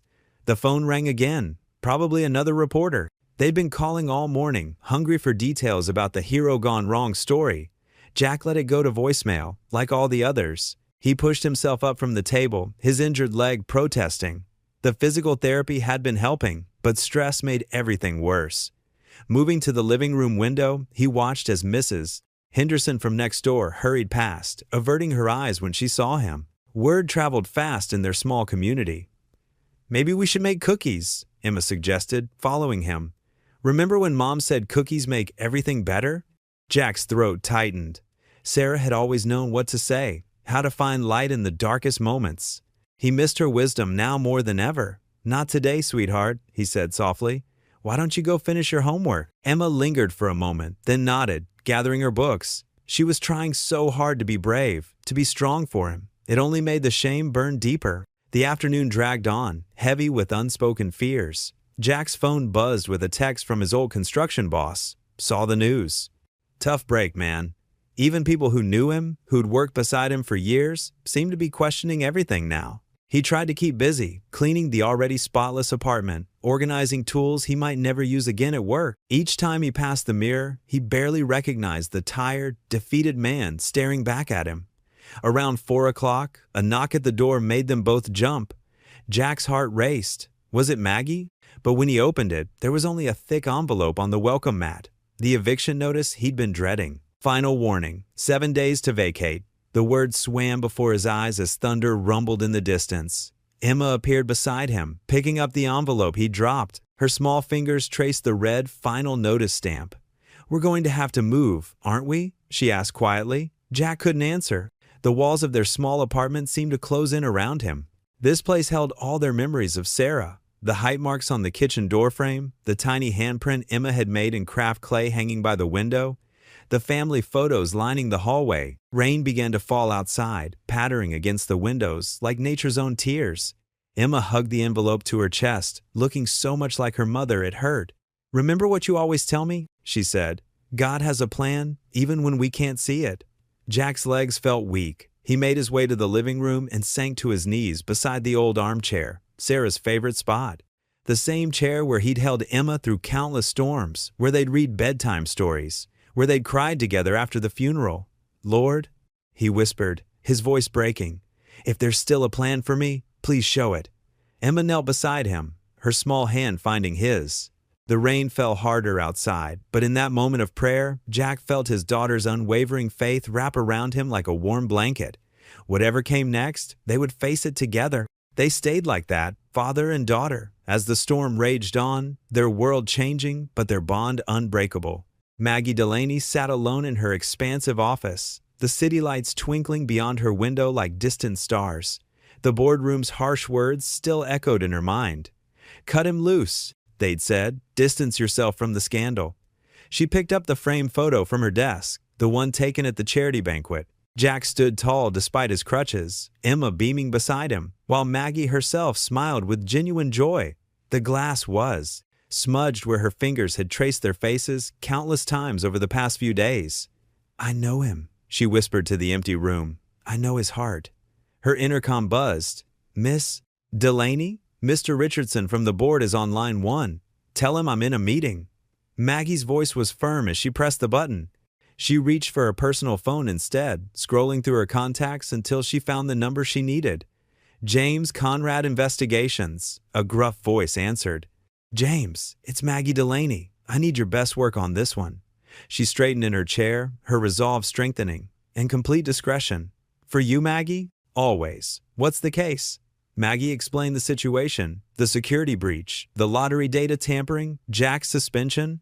Her voice caught when she described Emma's tearful phone call yesterday, asking why everyone thought her daddy was bad.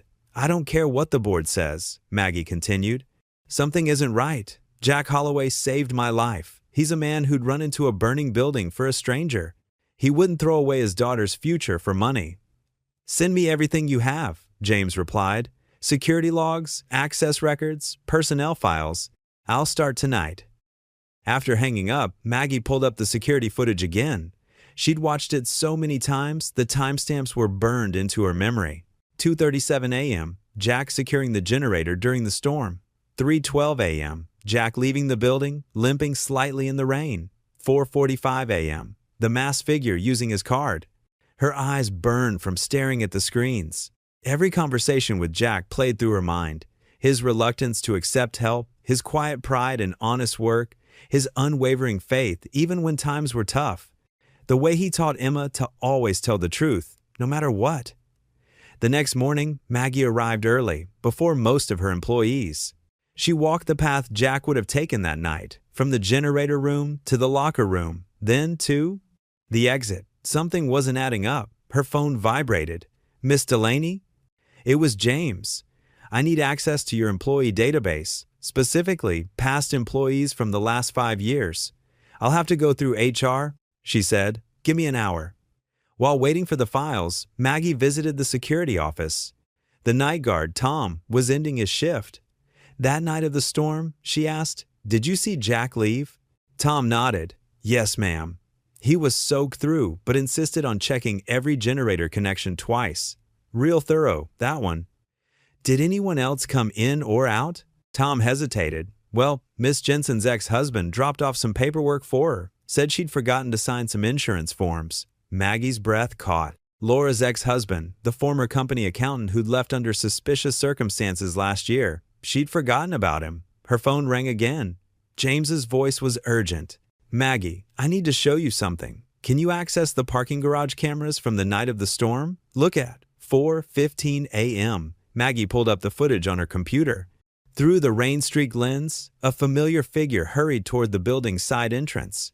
Even with a hood pulled low, she recognized the walk, the build. "Now cross-reference that with your employee records," James instructed. Maggie's fingers flew across the keyboard, pulling up personnel files. There it was, Robert Jensen, former head accountant, terminated for suspected embezzlement but never charged due to lack of evidence. "There's more," James said. "The masked figure on your security footage? They're favoring their left leg. Check the HR records. Jensen broke his left ankle 2 months ago.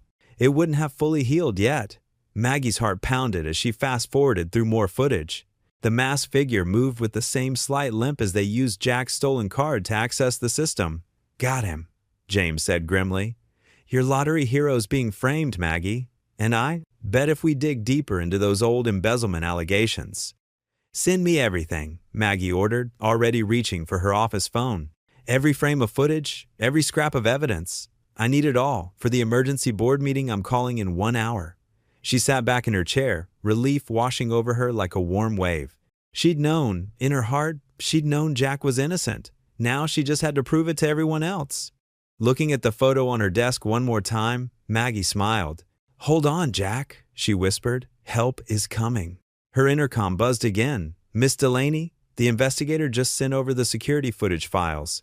They're ready for viewing." Maggie squared her shoulders and stood. It was time to clear Jack's name and bring the real culprit to justice. Emma would have her father's good name back, and the truth would finally come to light. Maggie's heels clicked sharply against the marble floor as she strode toward Laura's desk. The office was nearly empty, most employees having left hours ago. Laura sat hunched over her computer, her usually neat appearance disheveled, dark circles under her eyes. "We need to talk," Maggie said quietly. Laura's head snapped up, fear flashing across her face. "Miss Delaney, I was just finishing some reports." "In the security office's database?" Maggie placed a folder on Laura's desk. Inside were screenshots from the surveillance cameras, showing a familiar figure using Jack's access card. "The man in these images? He's your ex-husband, isn't he?" Laura's hands began to shake. She pushed back from her desk, her chair scraping against the floor. I can't, Laura." Maggie pulled up a chair and sat down, her voice gentle but firm. "I've known something was wrong for weeks. You've been distracted, nervous. The Laura I know would never make the filing mistakes I've seen lately." She leaned forward. "Talk to me. What did David do?" At the mention of her ex-husband's name, Laura's composure crumbled. Tears spilled down her cheeks. He found me a month ago. Said he needed money. Big money. He knew about the lottery systems from when he worked here." She wiped her eyes with trembling fingers. "He threatened to tell everyone about things from our marriage. Things that would ruin me. So he forced you to help him access the system? Maggie asked softly. Laura nodded, her shoulders shaking. He made me tell him about the security protocols, the server schedules. But I swear, Miss Delaney, I never meant for Jack to take the blame. David was the one who stole his card that night. I didn't know he was going to do that. Maggie reached out and took Laura's cold hands in hers. Why didn't you come to me? You know I would have protected you. I was scared, Laura whispered. David, he has a way of making you feel trapped, like there's no way out. And then when everything happened with Jack, fresh tears fell. He's such a good man. His daughter. Oh God, what have I done? It's not too late to fix this, Maggie said firmly. She pulled out her phone and pressed a button. Did you get all that, Detective Morris? A man in a plain suit stepped out from around the corner, digital recorder in hand. Every word, Miss Delaney. We'll need Miss Jensen to make a formal statement, but this is enough to start building a case against David Cooper. Laura's eyes widened in panic. But he won't touch you, Maggie interrupted. You'll have protection, and you'll have me. She squeezed Laura's hands. But first, we need to make this right. Are you willing to tell the truth? All of it? Laura straightened her shoulders, something of her old strength returning to her face. Yes, I'll do whatever it takes to help Jack. He saved your life, and this is how we repaid him. She looked at Maggie pleadingly. Do you think he'll ever forgive me? Jack Holloway has more grace in his heart than most people I've ever known, Maggie said, standing. But right now, we need to focus on clearing his name. She turned to Detective Morris. How quickly can we move on this? We can pick up David Cooper tonight. With Miss Jensen's testimony and the security footage, we've got enough for an arrest. Maggie nodded sharply. Good. Laura, go with Detective Morris. Tell them everything. She squeezed the younger woman's shoulder. You're doing the right thing. After they left, Maggie walked to her office, determination in every step. She called her PR team and her legal department, ordering them to clear their schedules for an emergency meeting. At her desk, she began typing, her fingers flying over the keyboard as she crafted a press statement. The words flowed easily, not the careful corporate language she usually used, but something more personal. She wrote about trust and redemption, about a man who had risked his life to save a stranger and asked nothing in return. She wrote about mistakes and forgiveness, and the responsibility of power to protect the innocent. Her assistant knocked softly, entering with a stack of papers. The legal team sent these up. They're concerned about potential liability if we go public before the investigation is complete. Maggie set them aside without looking.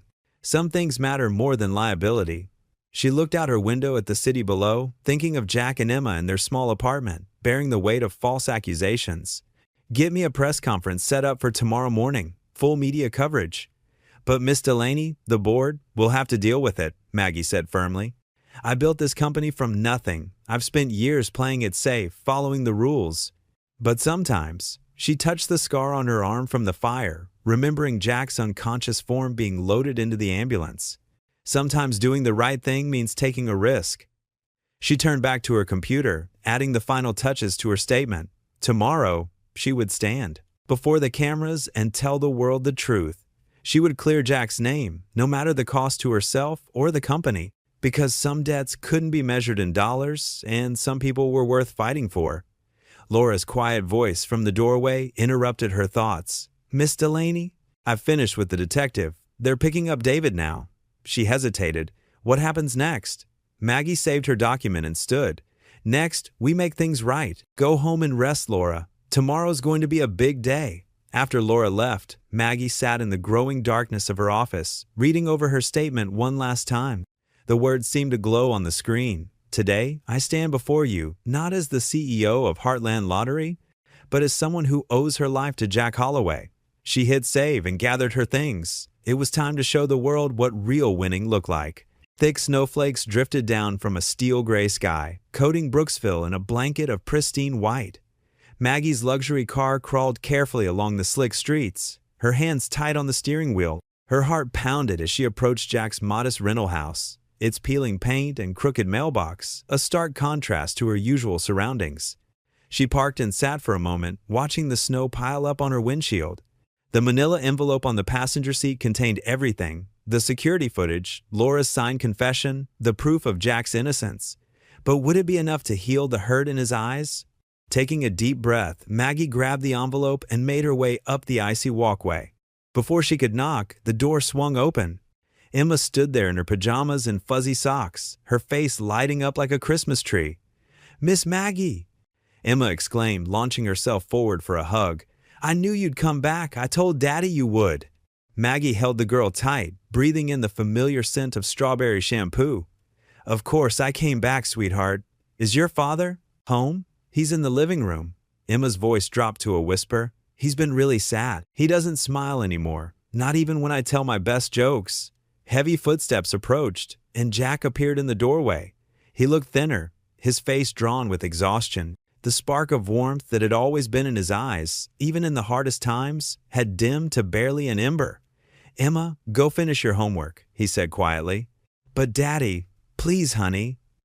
Emma's shoulders slumped as she trudged away, casting worried glances over her shoulder. Jack stood silently, neither inviting Maggie in nor asking her to leave. The snow collected on her coat as they regarded each other across the threshold. "May I come in?" Maggie finally asked. "I have something important to show you." He stepped aside wordlessly, his movements stiff and guarded. The living room was sparse but neat, a worn couch, a small TV, and Emma's artwork brightening the walls. A Bible lay open on the coffee table, its pages marked with sticky notes. "I know who framed you," Maggie said without preamble, pulling documents from the envelope. "And I have proof." Jack's expression didn't change as she laid out the evidence. The security footage showing Laura's ex-husband, bank records of suspicious transfers, Laura's tearful confession. He studied each piece methodically, his hands trembling slightly. "Why?" he finally asked, his voice rough. "Why would they do this?" "Money, desperation, the usual reasons people make terrible choices." Maggie sat beside him on the couch, close enough to show support, but far enough to give him space. Laura's ex-husband threatened to take their kids if she didn't help him access the lottery data. He knew about your schedule, knew you'd be working late that night. He stole your card and made sure the cameras caught a glimpse, just enough to cast suspicion. Jack ran a hand over his face. "All this time, I thought. I wondered if you believed that you'd betrayed my life." "Trust?" Maggie shook her head firmly. "Never. Not for a second. I knew in my heart you were innocent. That's why I hired the investigator, why I wouldn't stop until we found the truth." "But you stayed away," he said quietly, and the hurt in his voice cut deep. The board insisted. They were worried about legal implications, about the company's reputation. Maggie's voice cracked. "I should have fought harder. I should have stood by you publicly from the start. I'm so sorry, Jack." Emma peeked around the corner, her homework forgotten. "Does this mean Daddy's name is clear? Can we have family dinners again?" Jack looked at his daughter, then back at Maggie. The walls he'd built started to crumble. "I don't know, sweetheart. Sometimes when trust is broken." "But it wasn't broken," Emma protested, fully entering the room now. "Miss Maggie believed in you the whole time. She just had to prove it to everyone else." "Your daughter is wise beyond her years," Maggie said softly. "The press conference is tomorrow morning. I'm going to announce everything. The truth about what happened, your complete exoneration, and your immediate reinstatement if you want it." She paused, gathering courage. "But more than that, I want to apologize publicly for not standing beside you when you needed it most." Jack stared out the window at the falling snow, his expression unreadable. "These past weeks, I've felt so lost. Everything I thought I knew, everything I believed in. That's why I'm here now." Maggie reached out, covering his hand with hers. She looked him directly in the eye and spoke from her heart. "You didn't lose your faith, Jack. You just misplaced it. Let me help you find it again." Bright camera flashes lit up the Heartland Lottery headquarters lobby like lightning strikes against the snowy morning outside. Reporters packed shoulder to shoulder, their winter coats dripping melted snow onto the polished marble floor. At the podium, Maggie stood tall in her elegant navy suit, her silver hair perfectly styled despite the weather. To her right, Jack shifted uncomfortably in his new blazer, a gift from Maggie he'd finally accepted. His calloused hands gripped Emma's shoulders gently as she stood in front of him in her Sunday best, her small face serious but hopeful. "Ladies and gentlemen," Maggie began, her voice clear and strong through the microphone. 2 weeks ago, a good man's reputation was damaged by false accusations. Today, we're here to set the record straight." She gestured to her assistant, who distributed packets of evidence to the front row of journalists. The security breach at Heartland Lottery was perpetrated by James Wilson, a former employee who used stolen credentials to access our systems. Mr. Wilson has been arrested and has confessed to his crimes. The reporters burst into activity, scribbling frantically in their notepads. Maggie raised her hand for silence. Jack Holloway, she continued, turning to meet his eyes with a warm smile, is not only innocent of any wrongdoing, but he remains the hero who saved my life in that fire. His character has never been in question to those who truly know him. Camera shutters clicked rapidly as Jack blinked against the flashes. Emma reached up to squeeze his hand, and he drew strength from her touch. "Mr. Holloway," called out a reporter from the front row, "how does it feel to be cleared of all suspicion?" Jack leaned toward the microphone, his voice rough with emotion. "Grateful. Grateful to Miss Delaney for believing in me. Grateful to the investigators who uncovered the truth. And grateful to God for seeing us through this trial." "Miss Delaney," another reporter shouted, "will Mr. Holloway be returning to his position at Heartland?" Maggie's eyes twinkled. "Actually, we have a better announcement to make." She pulled an envelope from her jacket pocket. "Jack, Emma, would you join me?" They stepped forward, and Maggie handed Jack the envelope. His hands trembled slightly as he opened it. "What we have here," Maggie explained to the crowd, "is the deed to a small commercial property on Main Street, plus startup capital for a new business venture." She beamed at Jack's stunned expression. "Mr. Holloway will be opening his own construction and repair company, specializing in employing veterans and single parents, continuing the mission of our Second Chance initiative in his own way." Emma bounced on her toes, unable to contain her excitement. "Daddy's going to be a boss." A ripple of gentle laughter spread through the crowd. Jack's eyes glistened as he stared at the papers in his hands. "I don't know what to say," he managed, his voice thick. "Say you'll accept," Maggie said softly, though the microphone caught her words. "Consider it back pay for all the improvements you've made to our facilities and our hearts." More questions flew from the reporters. When will the business open? How many people will you employ? Miss Delaney, what inspired this gesture? Maggie fielded them professionally, but kept glancing at Jack and Emma, her expression tender. Finally, she raised her hands for quiet one last time. "I'd like to close with something personal," she said. "When Jack saved my life in that fire, he didn't know who I was. He didn't calculate the potential benefit to himself. He simply saw someone in need and acted with courage and compassion."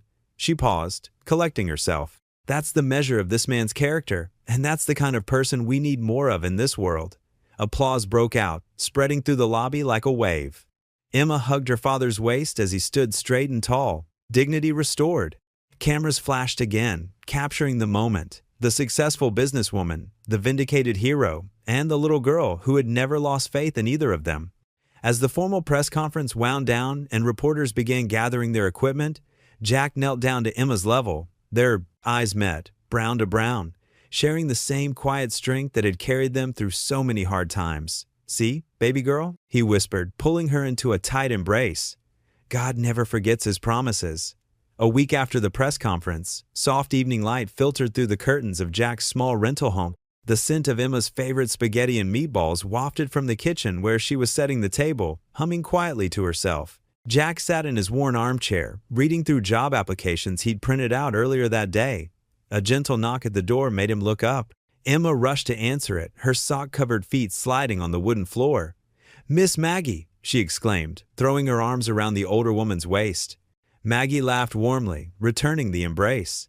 She wore a casual sweater and slacks today, looking more relaxed than Jack had ever seen her at the office. "Something smells wonderful in here," she said, following Emma inside. Jack started to stand, but Maggie waved him back down. "Please, stay comfortable. I won't keep you long. I just wanted to drop something off." She pulled an envelope from her purse, holding it carefully as if it contained something precious. "Maggie, you've already done more than enough," Jack protested, but she shook her head. "This isn't charity, Jack. This is something I did weeks ago, before any of the trouble started. I've been waiting for the right moment." She handed him the sealed envelope, its paper thick and cream-colored. Emma peered over her father's shoulder as he carefully opened it. Inside was a single lottery ticket, dated 3 weeks prior. Next to it was a printout of winning numbers. "I don't understand," Jack said, looking between the ticket and the numbers. Maggie sat on the edge of the couch, her eyes twinkling. "Check the numbers, Jack. Really check 'em." With trembling fingers, Jack compared each number. His eyes widened as he realized they matched perfectly. The room seemed to spin slightly as he saw the prize amount listed at the bottom of the page. "This is—" He swallowed hard, unable to finish the sentence. "A second-tier winner?" Maggie completed for him. "Not the grand prize. I didn't want to be too obvious. But enough to buy a modest house outright and start that small construction business you've been dreaming about." Emma bounced on her toes, trying to see. "What is it, Daddy? What did we win?" Jack's voice was barely a whisper as he showed her the amount. $250,000, baby girl. Emma's jaw dropped. "That's like $1 bazillion." "Not quite," Maggie chuckled, "but enough to make some dreams come true." She turned serious for a moment. "I entered this ticket in your name weeks ago, Jack. It was my way of saying thank you, not just for saving my life, but for showing me what real courage and integrity look like. The winning numbers were drawn before any of the trouble started, so there can be no question about its legitimacy." Jack stared at the numbers in disbelief, his voice thick with emotion. "Maggie, this could change everything." She smiled gently, placing her hand over his. It already did.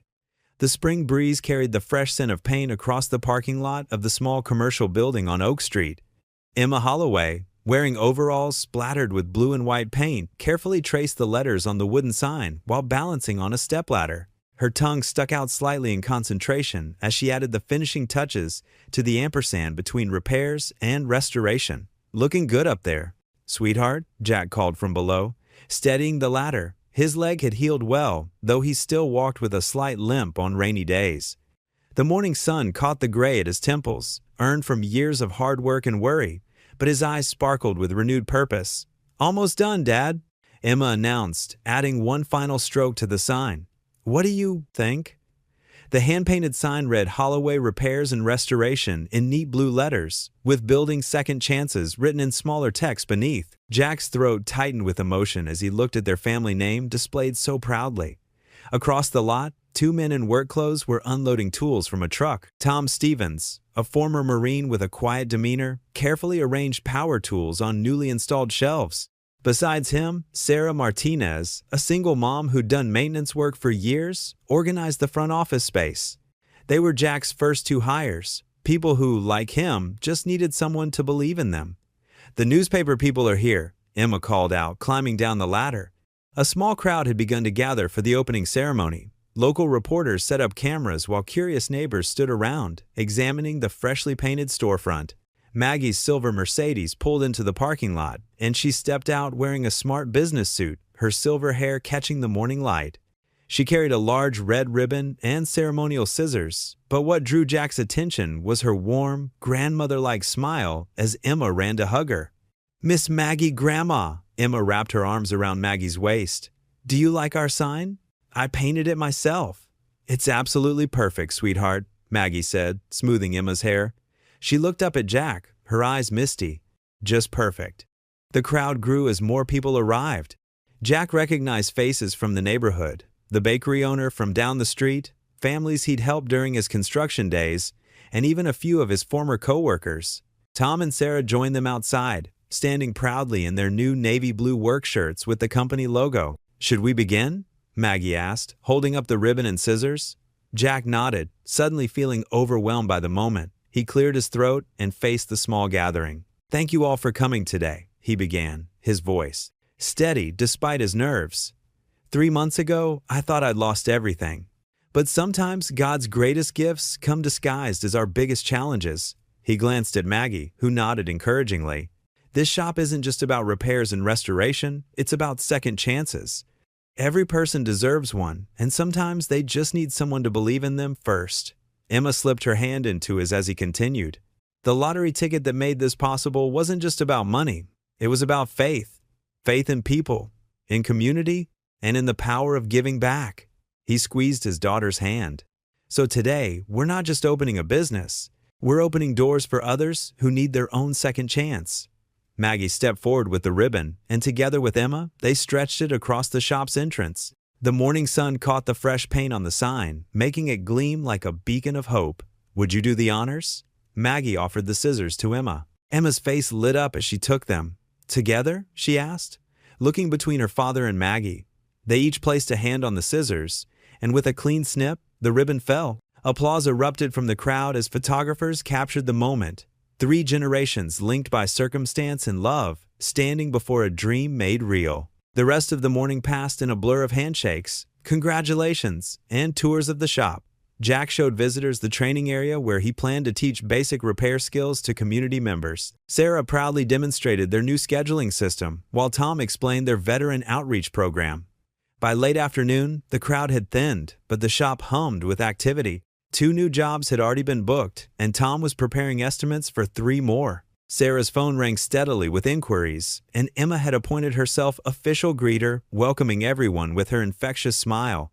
Jack stood in the doorway of his office, a simple room with a desk, family photos, and a framed article about his rescue of Maggie.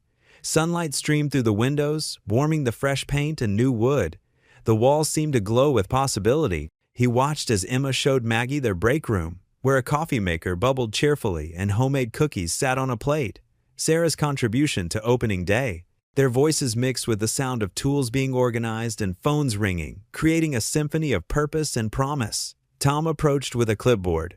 Got our first emergency call, boss. Broken water heater over on Maple Street.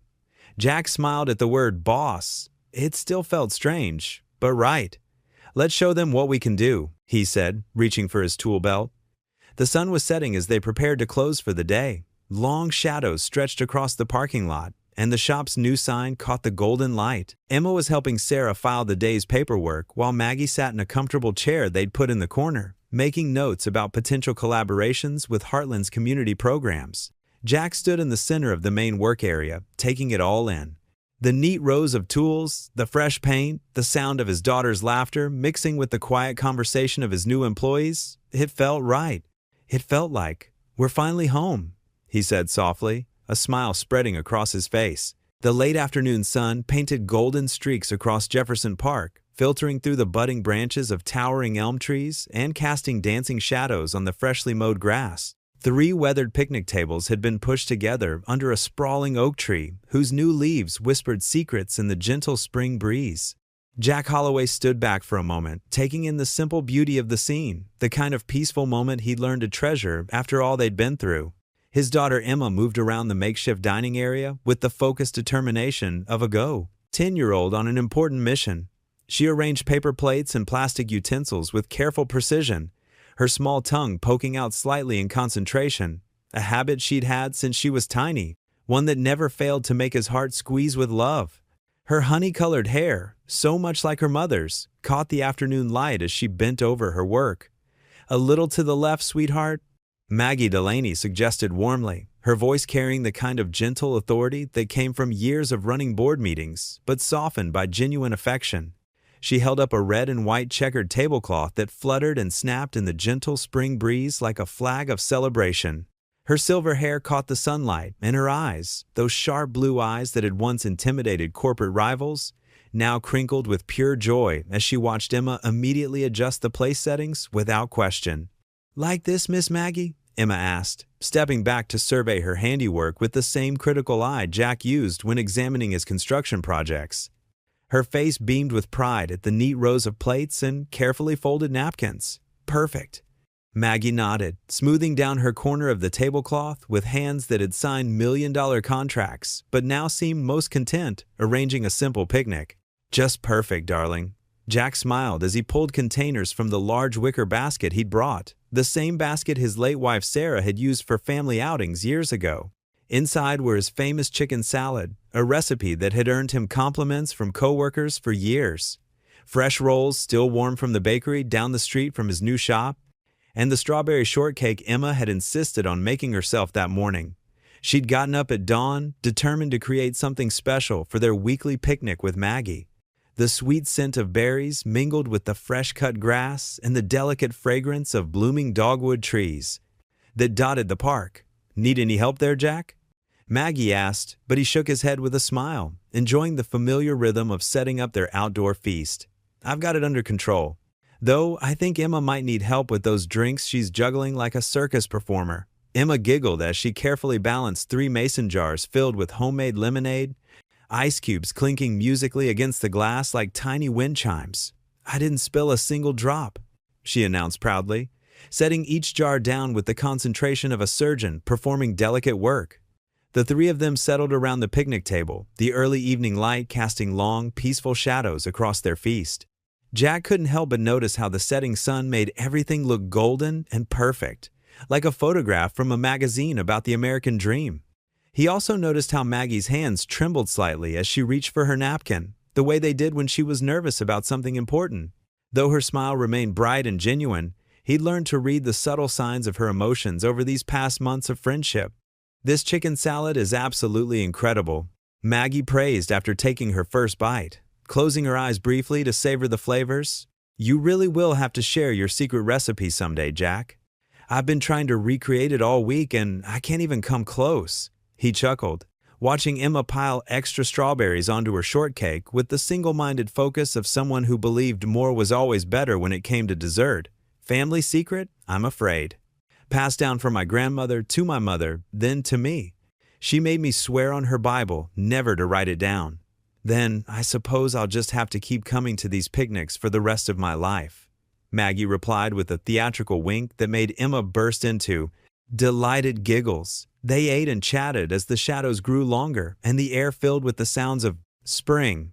Birds calling from the treetops, children laughing in the distance, the gentle rustle of leaves overhead. Jack shared stories about the new veteran he'd hired at Holloway Repairs and Restoration, a quiet man named Carlos who had steady hands and a gentle way with difficult repair jobs. Emma excitedly described her science project about butterfly migrations, complete with hand gestures that nearly knocked over her lemonade twice. The conversation flowed as easily as water, punctuated by comfortable laughter and peaceful silences, filled only by the symphony of a park coming alive with evening activity. As they finished their dessert and Emma carefully wiped strawberry juice from her chin, Maggie cleared her throat softly. The sound carried a weight that made both Jack and Emma look up with sudden attention. "Emma? Sweetheart?" Maggie's voice held a special tenderness, the tone she used when she was about to say something important. "I have something for you." Emma's eyes widened with curiosity, bright and expectant as she set down her fork. Jack felt his chest tighten with a mixture of anticipation and concern. Maggie had mentioned wanting to do something special for Emma's upcoming birthday, but he hadn't known what she'd planned. He'd learned that Maggie's generosity knew few bounds, and while he was grateful, his pride sometimes struggled with accepting too much help. Maggie reached into her leather handbag, the same elegant bag she carried to board meetings and charity galas, and pulled out a cream-colored envelope with Emma's name written across the front in elegant script that looked like calligraphy. Jack watched as his daughter carefully opened the envelope, her small fingers working methodically to avoid tearing the expensive paper. She had the same careful approach to special things that he did, a respect for items that someone had taken time and care to prepare. "What is it?" Emma asked, her voice soft with wonder as she pulled out an official-looking document with raised lettering and a gold seal at the bottom. Maggie leaned forward, her hands clasped in front of her on the table, her voice gentle but filled with conviction. "It's a promise for your future, sweetheart. I've set up a scholarship fund in your name. When you're ready for college, whether that's to study science or art, or anything else your beautiful mind dreams up, it will be there waiting for you." Emma's mouth formed a perfect O of surprise as she looked from the paper to Maggie and back again, trying to process what she was hearing. Jack felt tears prick at the corners of his eyes, a familiar burning sensation that came when he was overwhelmed by emotion. He'd been losing sleep lately, worried about how he'd manage to send Emma to college someday, even with the business doing better than he'd dared hope. "But," Emma started, her voice wobbling slightly with the weight of understanding what this meant. "But that's so much money. That's like more than we spend on groceries for a whole year. You are worth every penny and more," Maggie said firmly, reaching across the table to take Emma's small hand in both of hers. Her voice carried the same strength she'd once used to build a business empire, but now it was powered by love instead of ambition. "You're a brilliant girl with a beautiful heart and a mind that asks wonderful questions. I want to make sure you have every opportunity to chase your dreams, whatever they might turn out to be." Jack watched as his daughter's eyes filled with tears that caught the golden light like tiny jewels. She slipped off the picnic bench and hurried around the table with the quick, determined steps of a child who knew exactly what needed to happen next. Without hesitation, she threw her arms around Maggie's neck, nearly knocking the older woman backward with the force of her grateful embrace. The older woman's carefully composed expression crumbled, her face softening with an emotion so pure and powerful that Jack had to look away for a moment. She held Emma close, one hand stroking the girl's hair while the other clutched the small body tight against her chest. "I love you, Grandma Maggie," Emma whispered, her voice muffled against Maggie's shoulder but clear enough for Jack to hear every precious word. The words hung in the air like a blessing, carried on the evening breeze that rustled the oak leaves above them. Jack saw Maggie's eyes close tight, tears slipping down her cheeks as she hugged Emma even closer, as if she could somehow hold on to this perfect moment forever. Her lips moved in what looked like a silent prayer of gratitude. In that moment, under the spreading oak tree with the spring evening wrapping around them like a warm blanket woven from hope and love, Jack understood something profound about the nature of family. Sometimes it isn't about blood or legal documents or even shared history. Sometimes family is about the people who choose to love you when you're at your lowest, who show up when you need them most, who believe in you even when you've stopped believing in yourself. Family is about hearts that recognize each other across all the barriers that the world tries to build between us. As he watched his daughter and the woman who had become their unexpected blessing hold each other in the fading light, Jack felt a peace settle over him that he hadn't experienced in years. This was what grace looked like, he realized, not just in the big miracles, but in the quiet moments when love triumphed over loneliness, when generosity defeated despair, when three broken people found a way to become whole together. The morning sun painted delicate streaks of rose and amber across the Brooksville sky as Jack Holloway's truck rumbled down the familiar stretch of Maple Street. The engine hummed a steady rhythm, a comforting sound that had become part of their daily routine.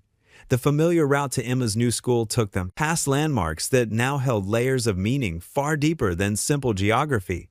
The corner grocery where they'd once counted every penny and stretched every dollar, its faded awning, now somehow less intimidating than it used to be.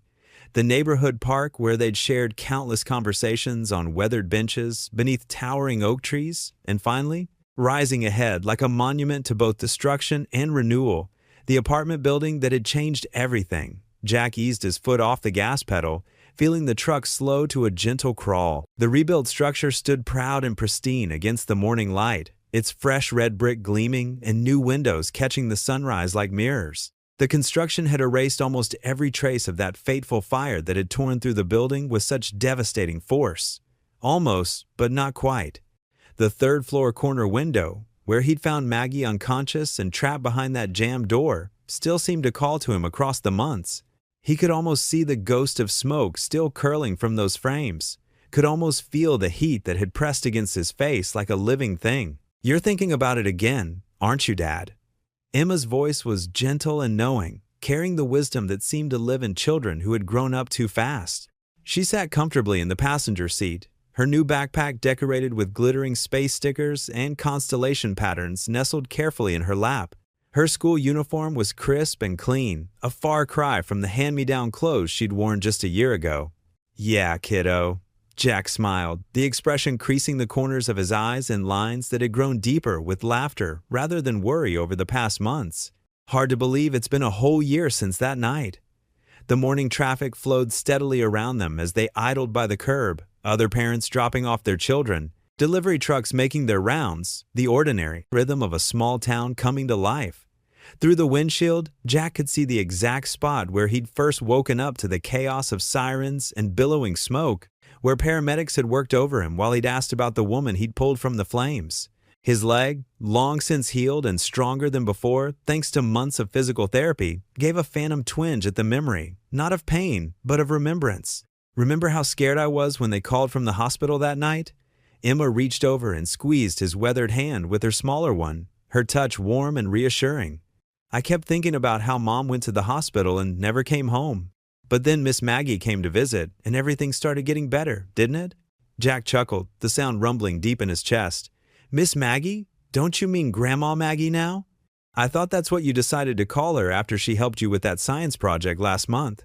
Emma's face lit up at the mention of their adopted family member, her eyes sparkling with genuine affection.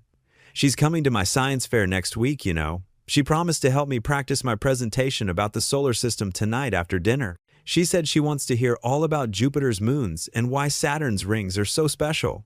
The sun climbed higher in the sky as they sat there in comfortable silence, casting long shadows across the street and illuminating the morning dew that still clung to the grass. Jack thought about how much had transformed in just 1 year. His small repair shop, not just surviving, but thriving, with steady customers and even a waiting list for his services. Emma excelling in her new school and making friends with an ease that warmed his heart, and Maggie becoming such an integral part of their daily lives that he couldn't imagine their little family without her presence. The lottery money had helped establish his business and secure their home, sure, but it wasn't the biggest blessing they'd received from that terrible and wonderful night. "Dad?" Emma's voice pulled him gently from his thoughts, her tone carrying that particular note that meant she was about to share something important. "Can we stop by the shop after school today? I want to show Sarah the new mural you and Grandma Maggie had painted. She hasn't seen it yet, and I think she'd really like it." Jack nodded, his mind immediately going to the beautiful painting that now adorned his shop's side wall. A magnificent rising sun breaking over a detailed cityscape, with the words "Second Chances Start Here" written in elegant script beneath it. The local artist had captured something hopeful and enduring in those brushstrokes. It had been Maggie's idea, a symbol of their shared journey from that dark night to this bright morning. And every time Jack saw it, he felt a surge of gratitude for the woman who had insisted on paying for it. "You know what's funny, Em?" Jack shifted the truck back into drive, checking his mirrors carefully before pulling away from the curb. "I used to think that building was just another stop on my old delivery route, just another address on a list. Now, every time I pass it, I remember how one single moment of courage can change everything, not just for you, but for everyone around you." They drove slowly past the local diner where they now had leisurely Sunday brunches with Maggie, the same booth by the window where she'd first told them stories about her late son and where Emma had shyly asked if it would be okay to think of her as family. They passed the community center where Jack's repair shop had volunteered to renovate the veterans' meeting room, a project that had brought him face to face with other men who understood the weight of service and sacrifice. Finally, they approached Emma's school, a beautiful brick building with wide stone steps and tall windows that gleamed in the morning light, surrounded by carefully tended gardens that bloomed with seasonal flowers. "Dad?" Emma gathered her things carefully as they pulled into the bustling drop-off lane, her movements deliberate and thoughtful. "Do you ever wonder what would have happened if you hadn't gone into that building that night? If you just waited for the fire department like everyone else?" Jack turned to look at his daughter, really look at her, taking in the confidence in her posture, the security in her smile, the way she wore her happiness like a comfortable sweater. Her eyes held the same quiet strength he'd always seen there, inherited from her mother's gentle spirit. But now there was something more, confidence born of stability, security rooted in love, and a joy that seemed to radiate from within. The past year had given her so much more than material comfort or financial security. It had given her hope. "Sometimes I do wonder," he admitted honestly, watching other children stream past their truck toward the school entrance. "But then I remember something your mom used to say about God's timing being perfect, even when we can't see the bigger picture, even when we don't understand why things happen the way they do." Emma nodded solemnly, her expression thoughtful and mature. "Like how he knew we needed Grandma Maggie to love us, and she needed us to love her back? Like how everything worked out exactly the way it was supposed to, even though it was scary at first?" "Exactly like that, sweetheart." Jack reached over to tuck a stray strand of her dark hair behind her ear, marveling at how much she looked like her mother in moments like these. "You know, kiddo, sometimes the greatest lottery win isn't money at all." Emma's face broke into a knowing smile, the kind that seemed far too wise for an 11-year-old girl. "It's love, right? It's having people who care about you and want to see you happy?" Jack nodded, watching the sunrise complete its morning symphony across the endless sky, painting the world in shades of gold and possibility. He thought about Maggie, probably already at her office planning another community initiative, and about the evening ahead when they'd all gather around their dinner table to help Emma practice her presentation. He thought about the simple miracle of having enough love, enough hope, enough faith to believe in tomorrow. "Sometimes the greatest fortune isn't in the numbers we draw," he said softly, his voice carrying the weight of gratitude and wonder. "It's in the hearts we save along the way. What would you do if you were in their place? Comment your answer below and let's see how you'd rewrite the ending." If you enjoyed the story of Jack Holloway, I handpicked the next story that you will enjoy. Please don't miss this one. Click here to watch it.